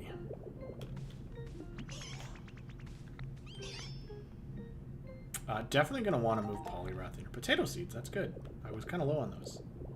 I could 3D print them, but who does that? Oh my goodness. Oh my goodness. Riveting gameplay, eh? Oh my gosh, I'm missing. So maybe I just talk through in my head, like, what I'm hoping to achieve with this terraforming of the dojo. Obviously, I need to accommodate a space so that I can see all of the dojo from outside of this area. There is a building in here, and I'll just kind of show you guys that really quickly here. But when you get up here, you know, you do it through an elevator, which is accessible this way. And this elevator, if you look at the floor, it's actually the roof of a building. That building, you can actually see from the outside as you kind of come into this area. Right, you're supposed to kind of come through this walkway, and then you see the building down here. So I'd like to also expose this building. And I guess, like, the building would be visible right here with access to this cliffside. I guess that answers my question. Oh, man. And so the dojo would also have to be relatively open. I think we're tearing down most of this cliffside. Like, honestly, most of it gets torn down. So probably from, like, around here. And then we maybe keep this front end of it. Ugh. This is going to be interesting.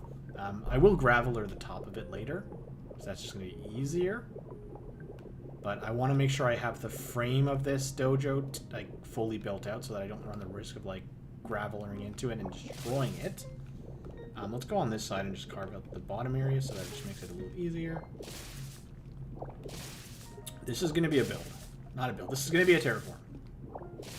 Very, very terraform. Oh my goodness. What else? Yeah, I guess I don't really have, like, too clear of a vision beyond what I just shared. But this is the kind of area where it's, like, really hard to have a vision until I can see it. So, unfortunately, that means I've just got to sit here and terraform until I have, like, something dug out enough for me to see and then restore. There's probably no chance we actually restore the dojo today. In fact, I don't know how far we're going to get into digging it out at all.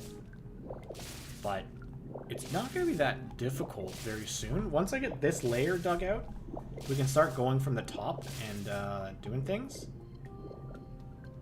So, like, if you see, like, obviously I have, like, a pretty decent square around it. I'm going to go upward so that I see where the square ends. And then I'll just start gravelering the rest of it down. Honestly, I probably don't need to keep doing this then. We can probably skip ahead and just start by doing this. So let's start with the outer edges, which is this. We get that in. And if we go down, we can now... Actually, I can probably just graveler the rest of this. I'm making this more tedious for no reason. So we'll do this. We will get this side. We will get this side. We will get this side. Oh, I missed. Come on. Come on, Megamite. Okay. And then if I can see the edges, then I can, again, I can just start gravelering now instead of waiting. I don't even know why I've been waiting up till now. Okay. So that is one of the edges. Let's do the other one. We're going to need to bury up. It's already kind of exposed now that I'm looking at it. Did we get the whole side done, though? So that... Interesting. So what's the front of it, then? We need to do that part, which is right here. Okay, so actually, there might genuinely be a way for me to start gravelering. I am going to try to carve this side of it out now, so that I see where it ends. We're going to be pretty close to digging out the dojo here already. That was surprisingly quick. Let's grab this. And then after we dig it out ugly the first time, we can look around and try to decide, like, how much of it needs to get shaved away or how much we want to consider terraforming. But I would love if, like, the whole front was exposed.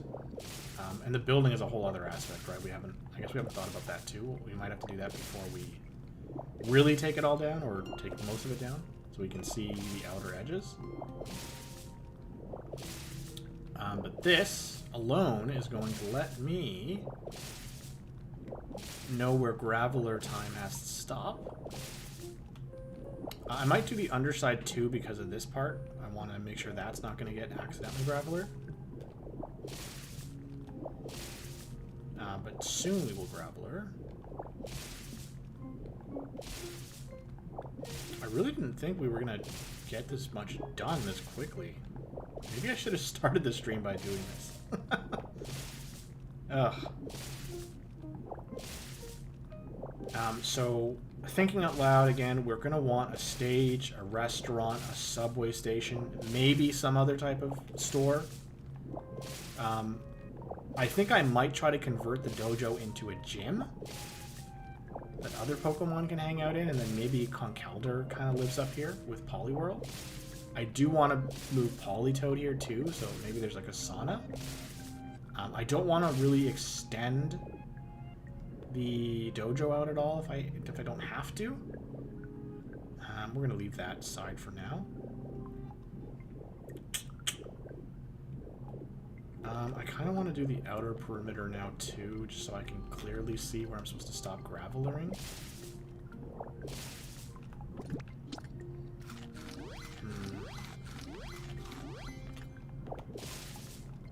This is tedious, man. This is so tedious.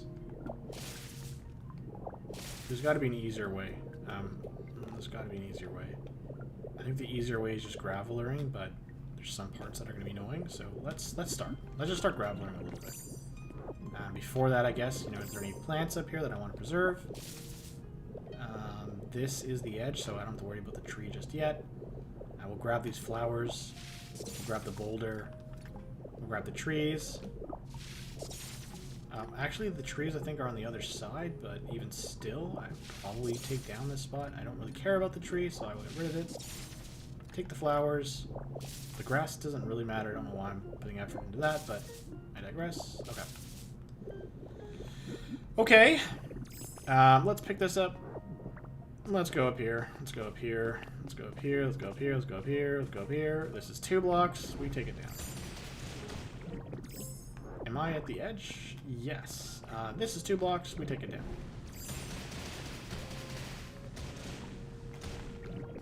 Okay, we'll just keep going with this little pocket here. So 2 blocks, take it down. We'll keep going until we flatten this a little bit more.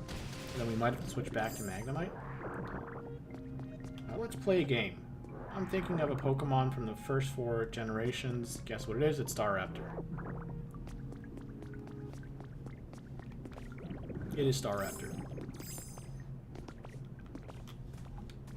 Am I right or am I wrong? Or am I super wrong? Ah!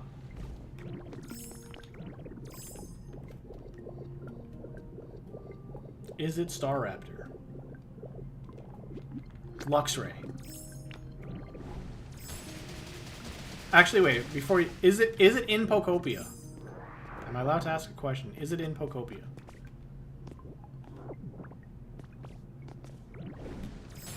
Tell me if it is in Pokopia. That will narrow down things tremendously.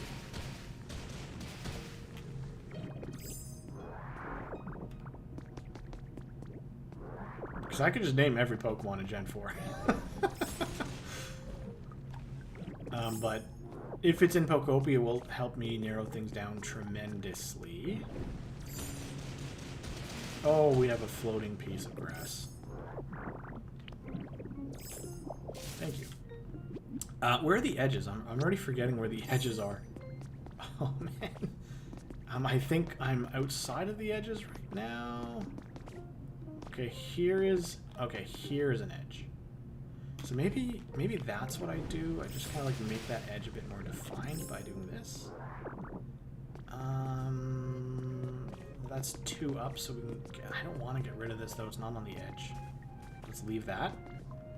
Okay, so let us go 2 down, which is here. And I can see the edge goes up to here, so I'll just take this out. And I'll take this out. You can ask for 1 hint, by the way, like typing ability. So, can I ask a hint? Is it in Pokopia? Is that not allowed? You can ask for 1 hint, by the way, like typing ability, a move it can learn. If I can't ask if it's in Pokopia, my question will be... I'm thinking either typing or what is its ability. What do I know more about? Let's say typing. Let's say typing. I think typing will narrow it down way more.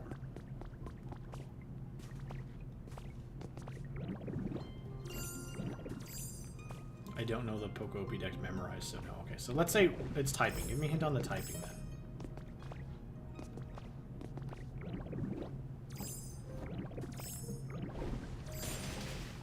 probably be able to guess it based on the typing. Water? Is it Empoleon or any of the Piplup line? Dude, do I even know water types in Sinnoh?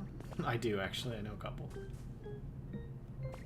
First guess, it's not going to be a starter. There's no way you picked a starter, so I'm going to assume you're going to say no to that. So my second guess is Float Cell or Buizel.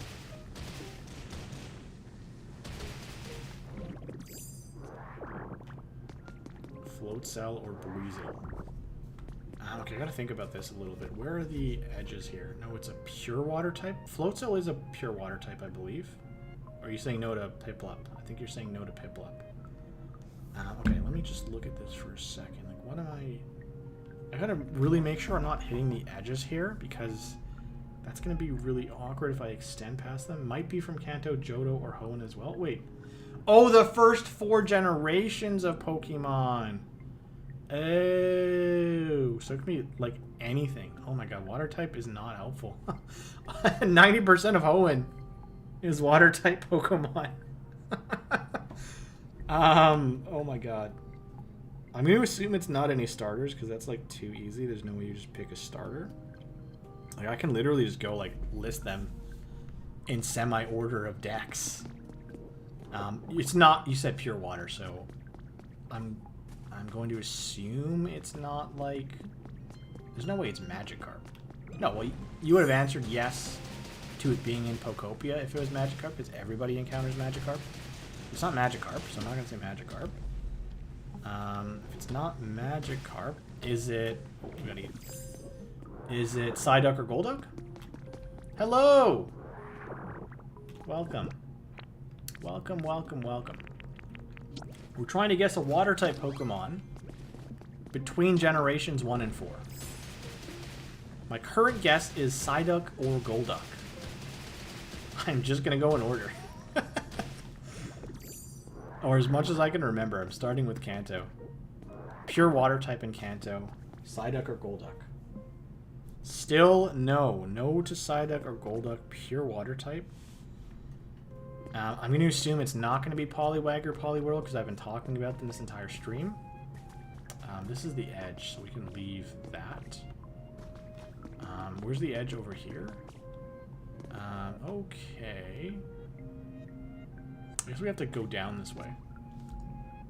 I'm guessing it's not Poliwag or Poliwhirl. Tentacle is a poison type, so it wouldn't be that. It's probably going to be like... It's not going to be Horsey or Seadra, is it? Horsey or Seadra? Probably not.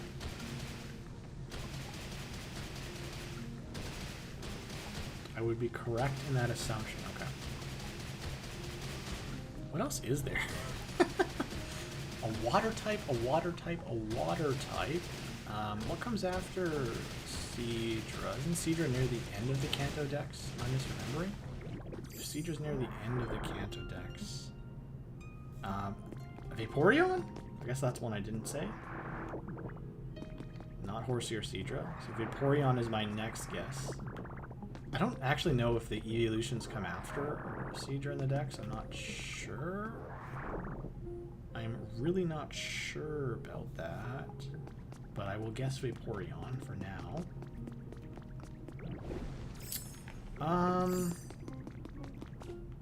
Where's the edge again? I keep forgetting. I think that's the edge. This is the edge, so we can probably take this down. Not Vaporeon, he says. Not Vaporeon. What are some obscure Johto water types? Is Corsola a rock type? I think Corsola's a rock type. So not... Octillery? Or Remoraid? Octillery or Remoraid? Oh, yes. Get rid of all this. Yeah, we're probably just going to have to take down this whole side at this point. Oh my gosh. Okay. Bye-bye. Bye-bye all my hard work. See ya. Bye. Bye, terraforming. Still no... I would like another hint. What's its ability? Give me that hint. That'll probably instantly narrow it down. If possible, give me the hidden ability and the regular ability. If possible, it's your rules here. You could say no if you'd like. I'm just a regular guy. Okay. We're getting close on the progress here. Oh yes, we've almost gotten it. And then I might just do the final layer with Magnemite. Hydration. Oh my god, who gets hydration? Oh, I'm only aware of, like, is it Manaphy?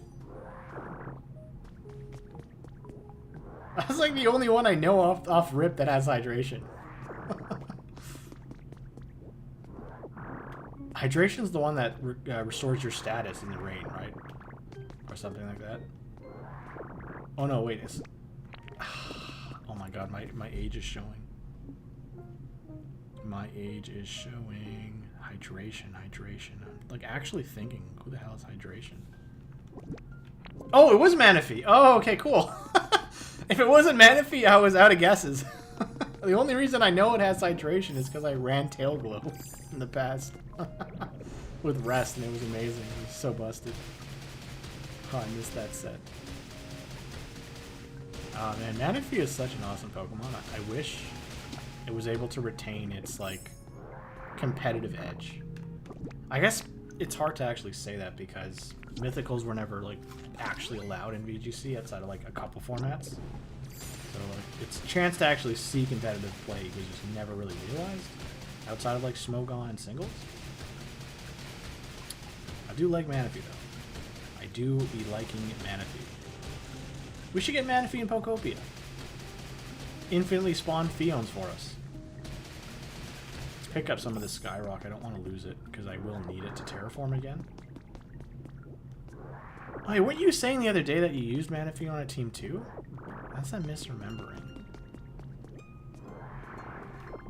I should have guessed Manaphy right away.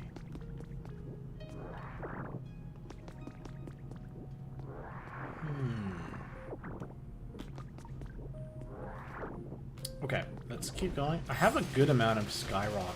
Skycliff Rock, absolutely. I have a lot of Skyrock, so when we do inevitably have to come back and terraform this area again, we should have the resources for it. And the worst case, I can do like a mini Dragonite Dream Island farm. I'm not really concerned with that. It won't take that long. I'm starting to get tired of Dream Islands, though. I've only visited a handful of them at this point, but I hate having to go there every time. Even though it's, like, pretty necessary sometimes. I hate being in Dream Islands. But yes, I'm talking about it outliving Cynthia's Garchomp and BDSP. Right. I remember now. I still have to play BDSP. One day I'll get to it, but I'm in the middle of, like, while under level. That's crazy. Manaphy's a monster, man. I'm in the middle, I think I said this last time, I'm in the middle of playing through every main series Pokemon game. And the reason I didn't finish it is because Pokopia released, and I lost my whole life. Oh wow, the dojo's almost fully exposed. We are so close. Oh my gosh, we are almost there. And then we can keep terraforming, but I think I will keep the back cliffside at this point. Like, I don't want to get rid of the entire mountain. I want to try to keep as much of this as possible because I have terraformed far too much of the Skylands as is. So if I can keep something and do minimal terraforming, I will try my best to do that. I will definitely try my best to do that. Is this the wall? No. This is the wall, so let's just make sure we preserve this wall for the exact sake that I mentioned a second ago. We'll just carve out the parts that are necessary for now. 20 levels under? That's crazy. How does that even make sense? Manaphy's not that much of a monster. I guess it is. I guess it is that much of a monster. Jesus Christ. Ugh. So maybe instead of like worrying about exposing all of the dojo, we look at that apartment building first. But like it's very clear to me that this whole front end of this mountain has to go. But we're gonna have to see. I really feel like they don't want you to do what I'm doing. Like, this just feels like such an insurmountable task. And yet here I am plugging away. If they wanted us to do this, they would have made it easier to remove blocks, right? But then why give us Graveler if they don't expect us to do insane things like this? Like, truly, like, why would you do that? What were you thinking, Pokemon Company? I gotta turn my AC off. It's freezing. It is freezing. Oh, I still have to edit a couple videos, too. There's no way that's happening tonight at this point. How long have I been streaming? I'm not even paying attention to how long I've been streaming. 3 hours and 15 minutes? That's not so bad. Maybe we'll keep going for another, like, 45 minutes, see how far I get in this excavation process. He's around level 46, and I believe car jump was 64. That's crazy, dude. Manaphy has some good stats, but, like, 20 levels, 20 under-leveled? That's crazy, man. That Manaphy must have loved you. Must have pulled the, it didn't want to fate because it didn't want to make you sad. There actually is a faster way to do this, but whatever, it's fine. It is fine. I guess I'm not in a rush. And I'm still very much trying to conceptualize what it even is that I want to achieve here. Do you guys watch the TV show From? I just watched the most recent episode of From. I really like From. I like horror movies. I like horror TV shows.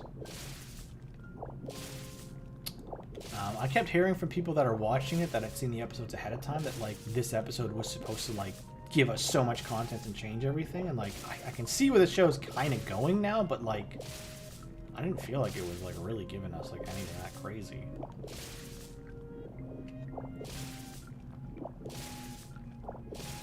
Wow, this is, like, a Herculean task. I think we are going to just do the easy way. Which is just punching down. The only downside is picking up the blocks after, but... It tanks Stab, Dragon Claws, and Earthquakes. No affection bonuses. A newborn Manaphy? That's wild, man. Did they just not give EVs to Cynthia's Garchomp? I swear it's like fully EV trained in the regular... Like that, the regular Diamond Pearl Platinum. I could totally be wrong. I don't actually know if it is. Okay, if we check the other side, can we just go straight down here? We can. Okay, so here's what we'll do, just to make things a little easier. We will start by, you know, punching a layer down, sucking these up. And because I know now it's fully flat, I'll just carve out this whole top layer. Save some time from the Magnemite stuff. Oh, that was close. Dun, dun, dun, dun, dun, dun, dun, dun, dun, dun, dun, dun. Okay. And after I do this, we can start just punching down with Rock Smash. And that will be a little quicker than using Magnemite. Maybe. Maybe not. It depends. Depends on me, how tired I am. Depends on my hand-eye coordination. And my resistance to just click R2 immediately without thinking. Also, you could just use Voltorb and Electrode in cannons to blow stuff up. Yeah, I know. But, like, getting them over here, like, would be a pain. So genuinely, it's quicker to just, like, Graveler where I can and, you know, intelligently use Rock Smash like this when I can. I just don't want to have to deal with picking up the blocks, but that seems like an easier thing to do than what I'm doing now. Okay.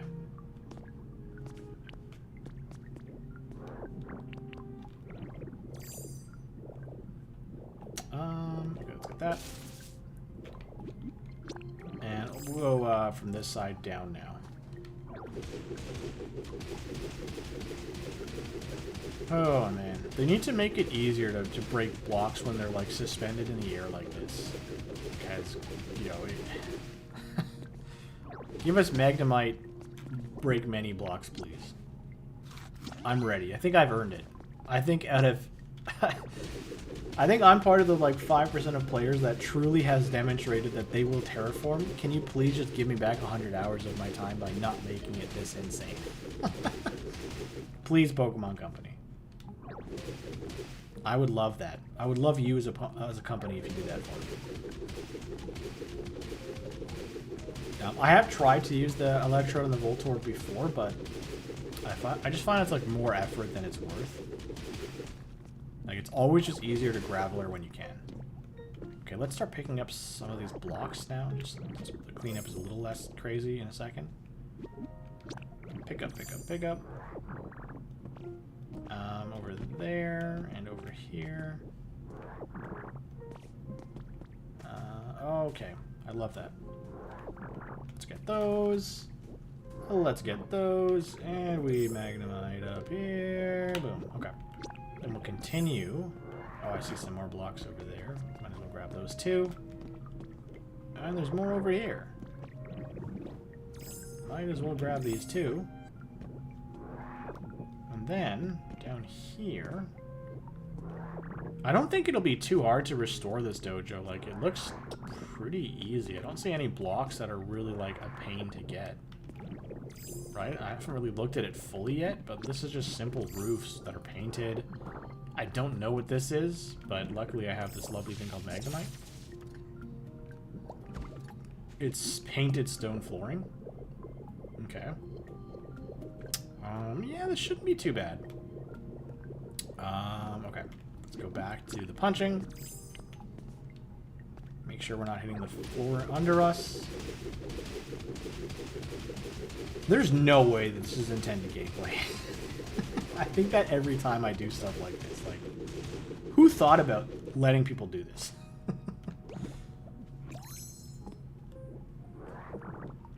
I think they really just want you to build with the islands, which is why, like, I really appreciate people that, like, built with rocky ridges. That's just something I couldn't even conceive of doing. I had no vision until I took it down, which kind of sucked. Like, I wish I was a little bit more creative in that sense. But I'm not. So I did what I had to do to make things work for me. Okay, we are very nearly done with the excavation. This does not belong here, I can tell that much. We're very nearly done. Ooh, what is this? I don't think I have this carpeting. Oh, no, I have this. Okay, I do have it. I just haven't used it yet. This looks cool. I wish I knew this is what it looked like. I really like this.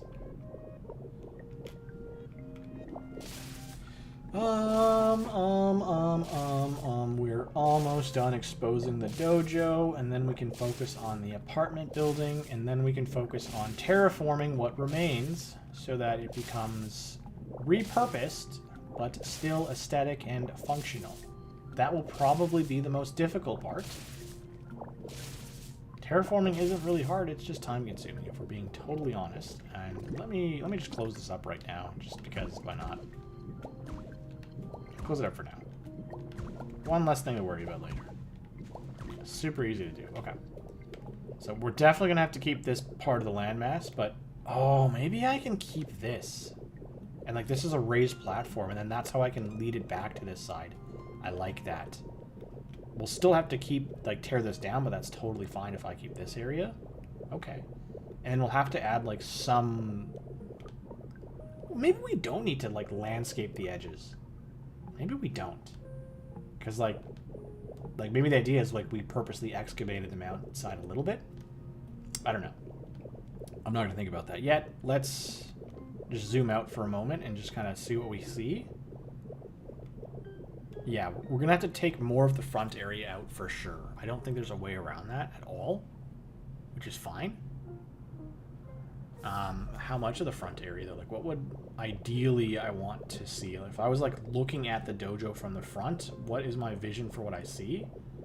I think in my head I see a clear path to the dojo. Okay. So that would be a path into the apartment building. And the dojo would just be in front of me on this platform up here. Or, like, down there. So, yeah, I have to remove this front section. It's hard for me to visualize that right now, though. Okay, let's check out the apartment down here. Or rather, let's check it out from the top level so that we can... No. Let's check it out from the bottom area and we'll excavate from down up. Wait, is there 2 buildings? Wait a second. Oh, what's that habitat? Do I build this habitat now, or do I just forget about it like all the others? Oh, who said they needed Porygon Z? Here you go. 2 arcade machines and 2 seats. You know what? I'm going to throw this in the Institute right now. So that I'm just passively waiting for Porygon Z to spawn. 2 arcades and 2 seats, right? It has to be powered, which is fine because we have the wireless transmitter. Let's go do that.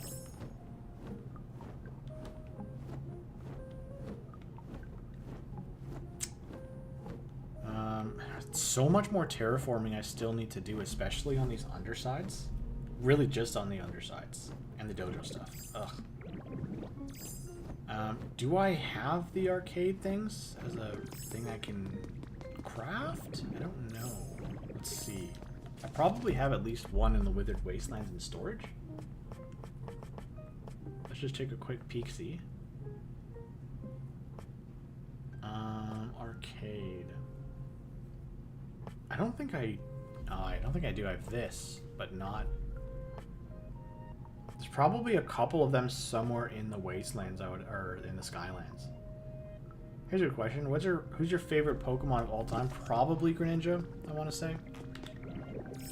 That's usually like my go-to answer is just Greninja. But I feel like lately that opinion has changed. I feel like Greninja might not be my favorite Pokemon anymore. But it also is. I'll lock in Greninja for 10,000 points. Greninja for 10,000 points. My buddy over here. Or wherever he is. There he is. In theory.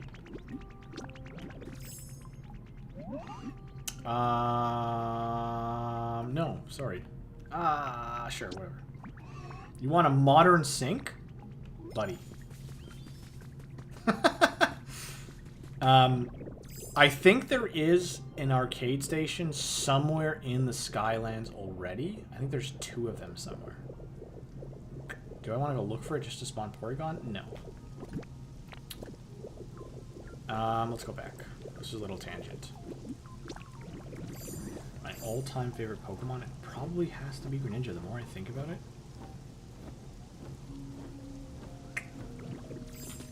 I have a lot of favorite Pokemon though, like the reason I say like Greninja's not really maybe my favorite Pokemon anymore is just because there's so many Pokemon nowadays that I like. It's hard for me to pick just one favorite.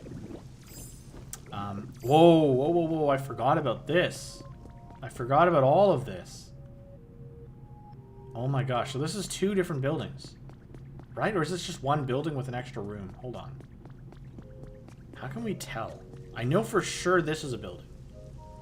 Based on the way this is laid out, like that would be the edge right here. This would be the edge of this building. Which means... What is this? I'm so confused. Like that's a floor that connects this area together. But how can this be the edge of the building if it doesn't line up with this wall? What is this supposed to be? Oh my god. Zoroark. Zoroark's a cool Pokemon too. Zoroark is a pretty cool Pokemon.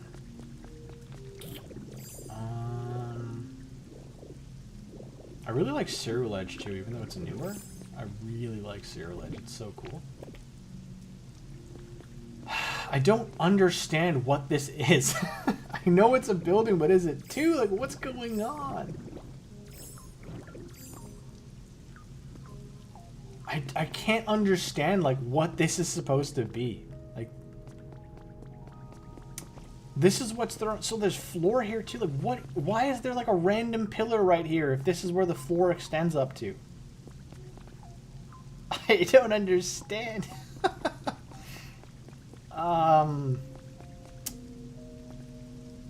You can see the outline of the wall. So, like, definitely this is supposed to be the edge of the building. You can literally see the rough wall that goes there. But then what is this? Okay. The only way I'm going to be able to tell is if I start excavating a little bit. So we happen to know where the edge is, so let's start there. Let's just slowly carve a frame. Is that floor above too? Oh my gosh. Let's slowly carve out a frame. Slowly carve out a frame. I sense I'm losing my patience, so we'll probably stream for like a max of 30 more minutes. Just because I feel like I'm slipping. I'm losing myself. The rage of trying to figure out what I'm looking at is getting to me.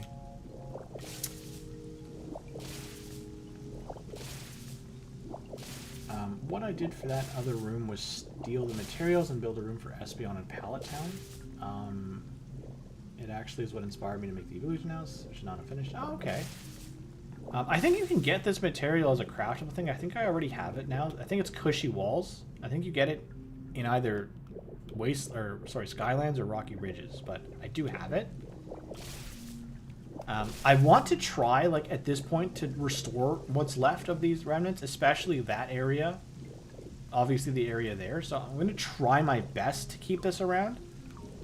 But it's a little annoying because I don't even know what this is supposed to be.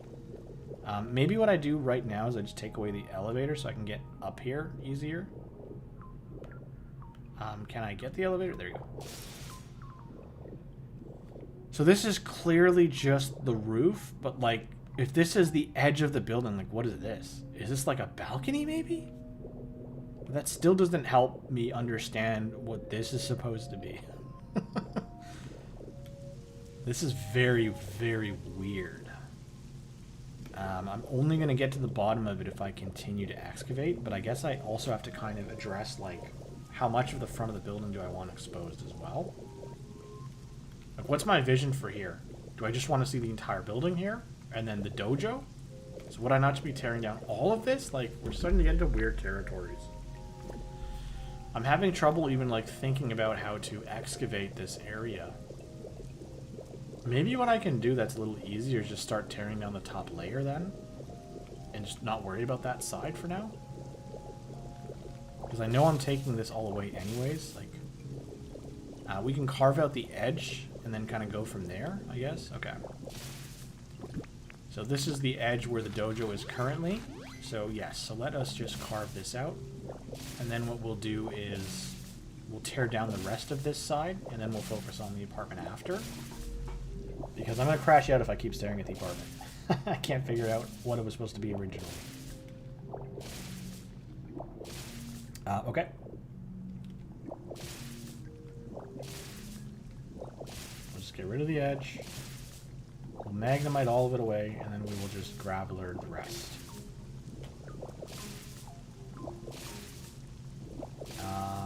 I'm going to not actually do what I said. It's fine. Okay. Let's get rid of this, and over here. You know what? Like, I'm just kind of wasting time by doing this. Let's just graveler this side out too. Easier than doing it one by one, and I'll take the fall. It's fine. And then we can just graveler down the rest of it. Though I'm now tempted to do this a little bit, so let me just at least get that part done. Okay. We'll dig 2 down, and then we'll graveler it again. How much of this do I want to get rid of? All of it? I guess it would be all of it, right? There's not really a reason? Okay. So 1, 2. And then we dig out this way. And it's okay if we get rid of a little bit of that side, because it's going to come down anyways. Suck. Reabsorb. Okay. Keep going.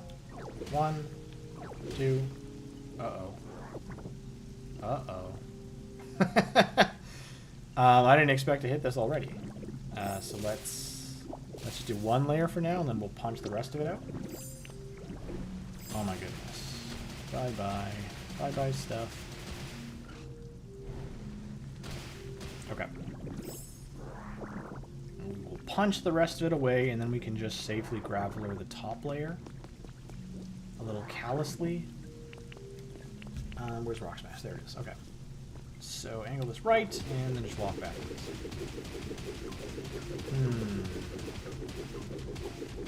I guess we'll have to get rid of that too.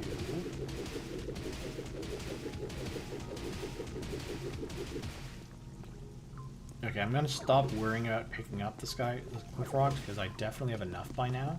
and it's kind of slowing me down, so we'll just not worry about it at all. Can I get the angle? No. Yes? Okay. I don't want to get rid of that if it's meant to be a part of the building, the floor. So I'm going to purposely leave it so that when I'm done doing what I'm doing here, it stays there and at least I get a better sense of what's going on. I think that leads to the dojo, right? Yeah. Okay. What was this supposed to be too then? Like, it's so hard for me to see what is up here. I did see somebody posted like that they had restored this whole area. So what I might do is just go back and check to see what they did, because that might let me see things a bit more clearly. 'Cause I'm kind of like totally flying in the dark, it feels, right now. I have no idea like how this was supposed to look originally. It's tricky too because the Skylands is so like weirdly contorted because of, you know, the whole fact that it's like floating and was broken apart in the process. Where sometimes I don't know if like I'm not seeing something just because I don't have a vision for it, or if truly it's just so abstract that you can't really restore it anymore.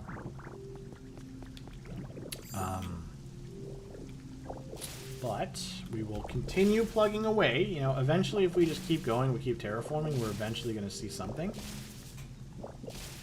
It's important to kind of take it slow and not be as destructive as possible. Random question, but if you were a god, what would you be the god of? Oh my god. Oh my god. Ironic. What would I be the god of? Personally, I'd be the god of the sea in title, but technically be god of water. If I was a god, I would want to be the strongest god, or one of the strongest gods. So what is a type of god you can be that affects other godly beings? What is something that even gods adhere to a certain extent? I would say perhaps the god of war, or perhaps the god of time. One of those two, I think, would position me fairly well to be a powerhouse amongst the other gods. I just don't want to get bullied by one of them.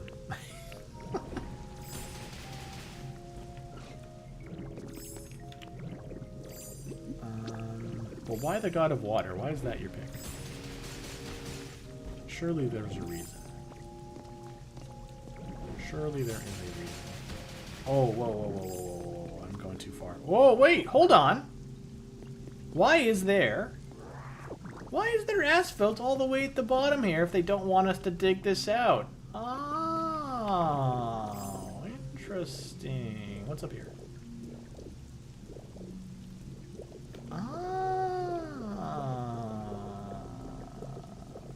Maybe we are supposed to dig this out. Now I can't help but feel that way.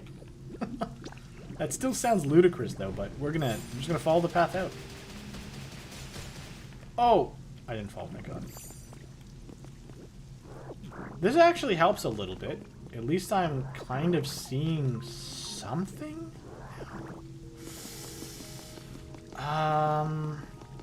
Still strange though, like this is a bit odd. Like what was this supposed to be? Is this... Oh, wait! How am I just noticing this now? This is clearly a staircase, right? But it doesn't lead anywhere. It doesn't lead anywhere. Unless... Nope, it doesn't lead anywhere. What the heck? I am so confused. It's tripping me out that there's asphalt over here. How much of this can I safely remove? Well, I don't have to stop around here because of whatever this is supposed to be. This looks like a top floor of something. I think I can get rid of this part. For now? Okay. This is so weird. I'm like trying my best to preserve this stuff because I feel like I'm going to want it to be here so that I can see a vision properly, but it's just so spread out. Let's try our best to not touch it. Just get rid of the cliff rock and mysterious stone. I hate this right now. Oh Okay, we're good. We are... Oh, that's actually better. It'll be easier not to destroy that stuff. I'm gonna leave that alone. I'll get rid of this though. Okay. I'm out of PP. I like the water, plus it's also a lore thing for my character who rules over an empire in the ocean and a sensei god. Dragon Boy becomes water good. Character for what? Character for what? You like write stories, or is this like a Dungeons and Dragons kind of thing?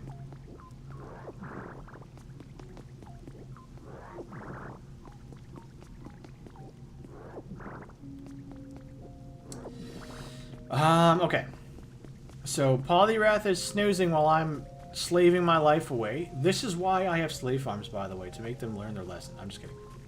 But we have the dojo, like, relatively uncovered at this point. Oh, I need to test something, and I might destroy the stream in the process. I'm very, very sorry, but I need to know if I can record with OBS at the same time I can stream, so I'm going to try that really quickly.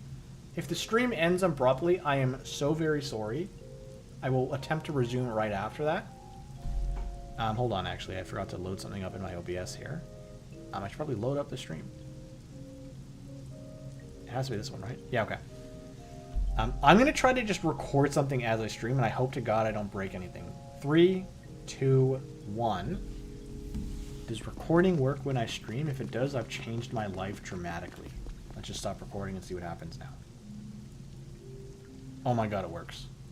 Okay, that changes things quite considerably for me, because when I did the Bleak Beach tour, I was just ripping the stream, and it did not come out good. So after the stream, I'll check out that video to see the quality, but that would actually help a lot with recording stuff like this, but that's a moot point at this point. Let's get rid of some of the trees here. Okay. Actually, the character is my Minecraft avatar. Ah, I see. I see. You know, I actually played Minecraft for the first time this year on my 3DS, my modded 3DS. Modded it so that, like, you can buy, like, you have a bunch of extra stuff that isn't in base Minecraft on the 3DS. I didn't get very far. It was kind of fun, but, like, I still feel like Minecraft was never a game that I super played, which is, like, crazy considering the things I'm doing in Pokopia. Like, everyone that I've known that knows me, that I've shown some of the stuff I've done in Pokopia, they're like, you would have loved Minecraft, and I probably would have if I gave it more of a shot, honestly. I don't know why I didn't really play it when I was younger. I don't have a great reason, other than maybe the graphics didn't click with me too much at the time. But I understand now it's, like, insane. So, you know, if I had played Minecraft back then, there probably would be no Pokopia for me, though. I would have exhausted that whole thing. Stream is still going, yes. Yes, it does work. I've confirmed this. I do have to test the quality of the video. I don't know if it's hampered by me streaming. I can't imagine it would be, because there isn't really, like, a reason for that to be the case, but time will tell. Whenever I end stream, I'll just check out that 10-second clip. It was only a 10-second clip, right? I already, like, stopped recording.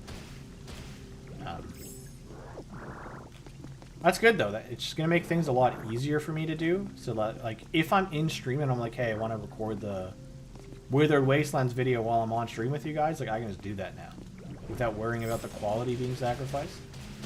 I did wish I knew that when I did that Bleak Beach tour the other day, but you live and learn. I'm obviously very new to this whole streaming thing. Fortunately, I am pretty technologically proficient. I can figure out this stuff, but still very new grounds for me, I will say. I will say.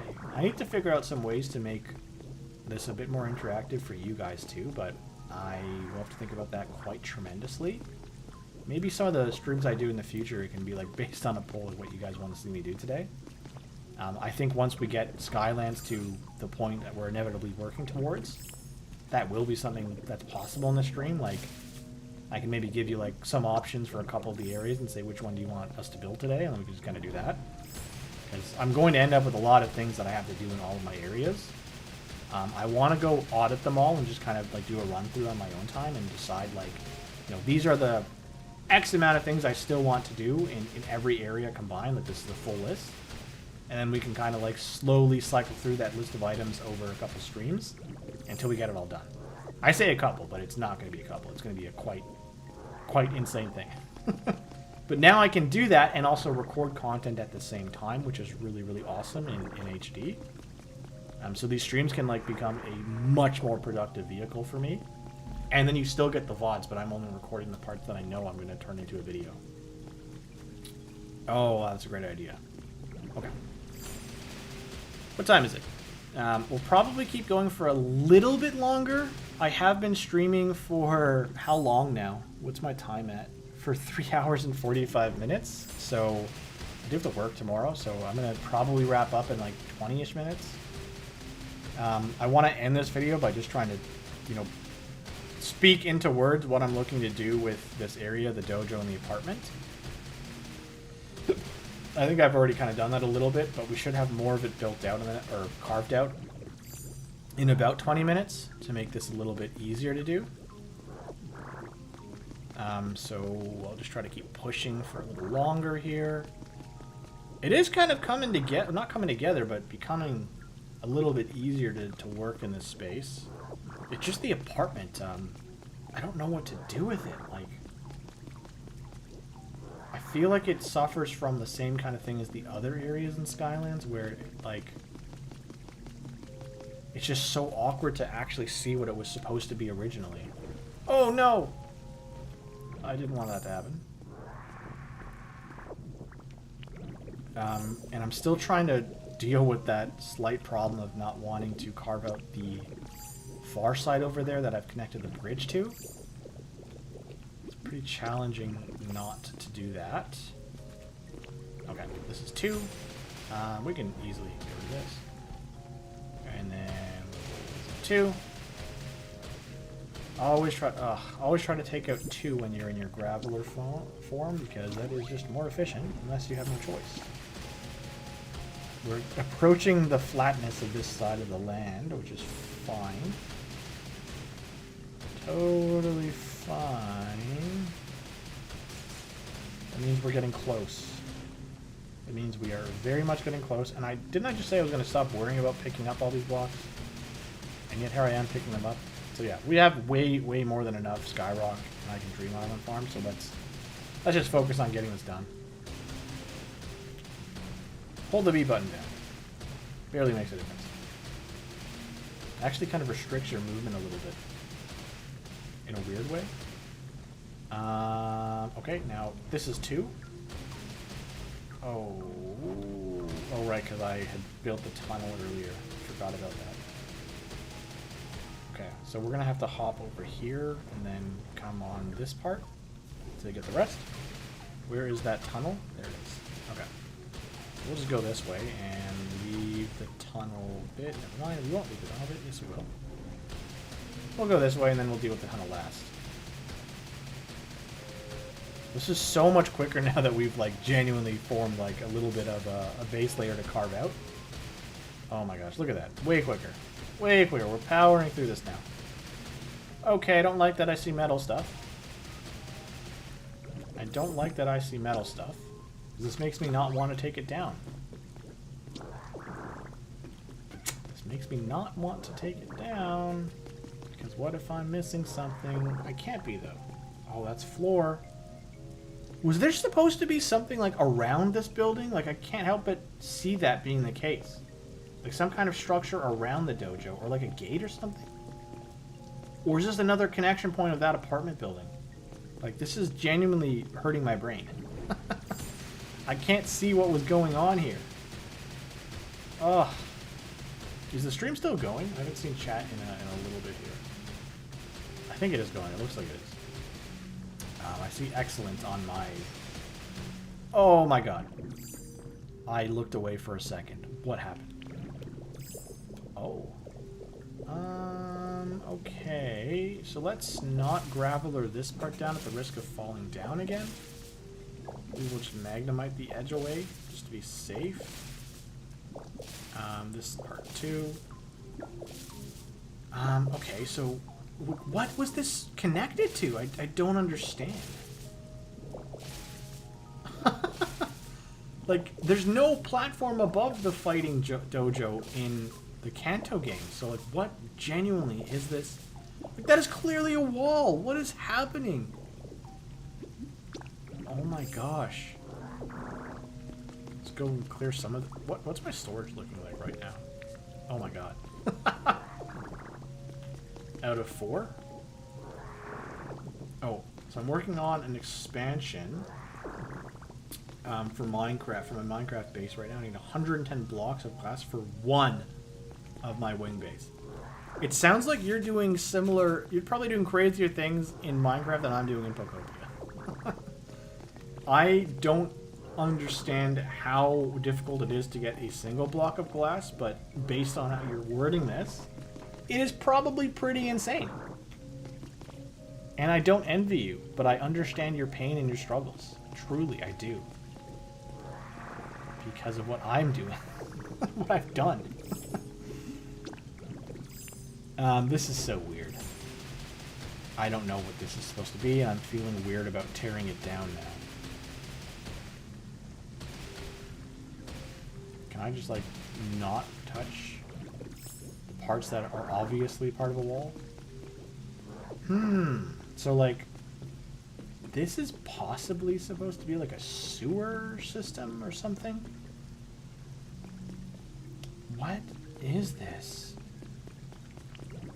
I'm going to try to leave as much of these metal blocks as possible because, you know, when I'm done taking it all down, like, whatever's left remaining should paint a relatively clear picture on what this was supposed to be. I don't want to take down that side, really. I just want to get these out of the way. I can fill those in with blocks after. I'm not that worried about it. I'll probably just leave them half destroyed because I might have to, like, angle this side of the cliff down anyways so that it looks a bit more natural. I thought I was done terraforming. You're never done terraforming. Okay, I'm starting to... I just think it's a ridiculous amount of time for a glass for a dome. Yeah. There's got to be ways for you to speed that up in Minecraft, I imagine, though. Unlike Pokopia, where you're just kind of stuck dealing with what it is.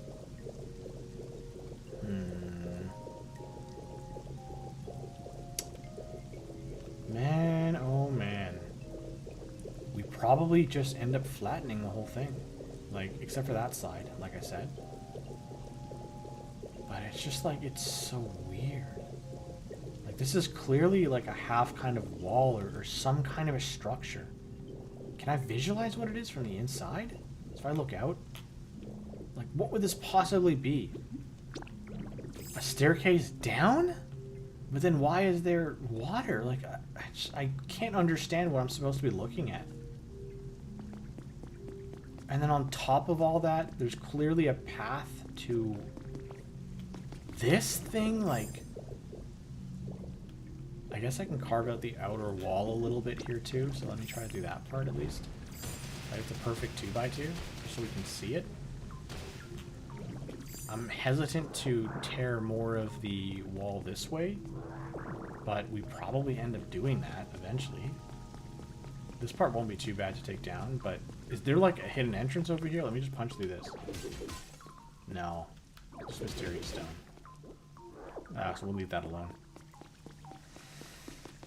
Walk around the edges. I'm really nervous about taking this wall down until I know what that apartment building is supposed to be. So I'm going to have to like carve out the back side of it. We have a good perimeter around the dojo, but we also don't because we can't really tear this down at all. I mean, we can a little bit, but we also have to like really think about like how this works. So if I want to keep this cliff, I can keep the back side of it and have a stairwell that goes up to the top level, but then I also need a way to get down from up here. Every way I think about it, this part has to just come down, you know, for the reason I just said over there, but I also want to see the dojo. I want to try to keep the waterfall, though, because I can probably... Yeah, I am thinking it is probably a sewer system of some kind, but it doesn't make any sense, because, okay, like, the sewer system would be down here. You walk into it. That makes sense, but what the heck is this? Why is it all up here? Like, it doesn't look like this floated up either because it's not super disconnected. I guess it is actually a little bit disconnected the more I look at it. Maybe that's what it is. It's a sewer system that was, like, partially raised. That's all I can conceive of. Can I maybe keep some of this cliffside so that I can keep the water part of it? Like, how much really needs to get cleared so I can see the dojo? Oh, I guess I already know the answer to that because I cleared it out. This is the limit of what needs to be cleared. I'm trying to preserve this as much as possible. Trying to preserve that as much as possible. Oh my gosh. I don't know that I'm actually making progress. It feels like every step just pushes me more into uncertainty. This is the edge of the dojo, so I would actually need to do more on the other side too. Ugh. Well, can I, for now, just carve out this way and see what that looks like? I think I can. I'm curious to see where this leads out. Because then I'll actually see the edges of this and this cliff rock. Quartz rock. Okay. Hello? What's up? Okay. Come back here. Oh. Oh. That's not good.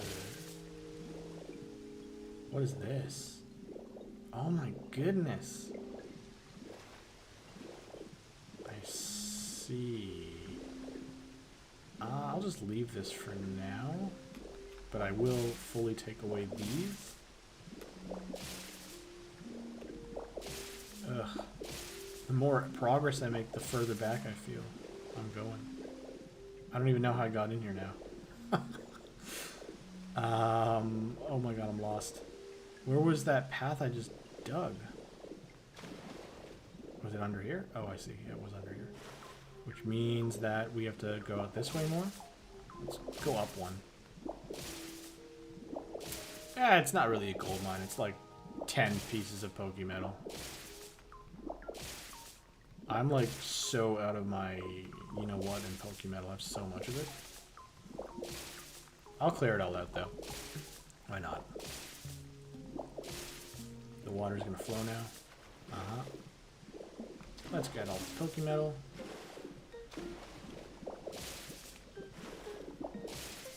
Rare Poke Metal? Yes. That's the one thing that is annoying to get. I might have to go do a Dream Island farm soon for Poke Metal again, because I am kind of running a little bit low. It's like a 4-hour endeavor, though, to get the amount I'm happy with. It takes a really long time, but it's like one trip, so potentially that's a stream in itself. It's just not a fun stream to watch. It's even less fun to do. Okay. So I've made a couple problems for myself, but I can manage this. This is fine. We already knew about this. I do want to see where this ends up going. What's that? I do want to see where that one water stream we just pushed out ends up going. Right here. Just because I'm curious. Oh, okay. That's totally fine. That doesn't really make a difference to anything. And that can probably stay a part of the cliffside over here. So we're going to try to keep everything to the right of this divot available. But at the very least, I do have to clear this out. And I can see that now. So, you know, don't think it hurts to just flatten this edge out. Let's eat a berry. Let us eat a berry. This is still pretty solid progress. We're going to do a pan out here because we're just about at the end of the stream, or at least where I want it to end. But okay, let's do a pan out from both sides and just kind of like talk through what is happening or what we see. So we'll go as far as I can to the map's edge. Oh, okay, that's not that far. Okay. So, you know, obviously we did a amount of terraforming to connect this side of the Skylands to the bridge. We have to keep this available in some way. We absolutely must, because I said so. Currently, we're trying to excavate the dojo and make it more visible. So we've done that from the back side, so that's great. But there's no visibility for the front of the dojo. So what that does mean, unfortunately, is we're going to fully carve out this front layer, including getting rid of all this stuff. I don't think I'm really going to miss it, honestly. I think I'd rather just take it out. We want this back side to remain the same so that we have a way to get back up here, because this is a whole area as well that we can tap into. So this very back part is going to stay. The only variable left to try to figure out is this like weird apartment that's shoved in here. I don't know how I'm really going to make this work yet, because I'm not sure what it's supposed to look like. What is a way to do this? Like, maybe I just give up on it. I don't know. Because, like, if I'm looking at the cliffside now, like, I want to keep a good amount of this. Maybe not. Maybe I want to get rid of this whole front area and just leave the backside. Like, I can't really think of anything else. And then I'll just see what ends up being left for the apartment and trying my best to build around it. Okay. I think that's probably what happens. So let me just eat a berry and pick up these blocks, and then I'll just say to myself what the heck I'm doing so that I have a sense of direction for the next whatever the heck happens. So just to be perfectly clear, we will tear out this front area so that the dojo is fully visible and exposed. That will end up looking like a small cliffside around it. And we will also tear out a portion of the front area here. But before we do any of that, we're going to try to really excavate whatever this is supposed to be, just so I can see it. But I really can't see myself keeping this area as is. Like, I don't see it being possible. Because, well, maybe it is possible. Like, if it only comes up to here, I mean, that's still going to be weird. So maybe it stays, like, partially under a cliff or something. I don't know. I've got to sleep on this one and think about it, because I'm kind of hitting a wall personally. I'm probably going to need to look at other people's dojo excavations to get some inspiration here. All I know is I want the dojo to be visible, and I want to keep most of this cliffside around it visible or maintained because of the nightmare of things I've done. At the very least, again, I can certainly carve out this front portion and not really worry about it too much. But I do like this. I wish I didn't have to get rid of the waterfall. I do have to get rid of the waterfall, though. There's, like, no way around it. Okay, well, I think that's where we're going to end the stream for now. I have some things to noodle on, unfortunately. I might even leave this dojo area for now until the next stream, because I'm really blanking on what to do with it. But I guess you guys will find out what I decide to do based on the next stream. If I come back, if we come back here and it's fully dug out, you know I had a moment of inspo. But if not, it's still giving me paralysis whenever we pick up stream again.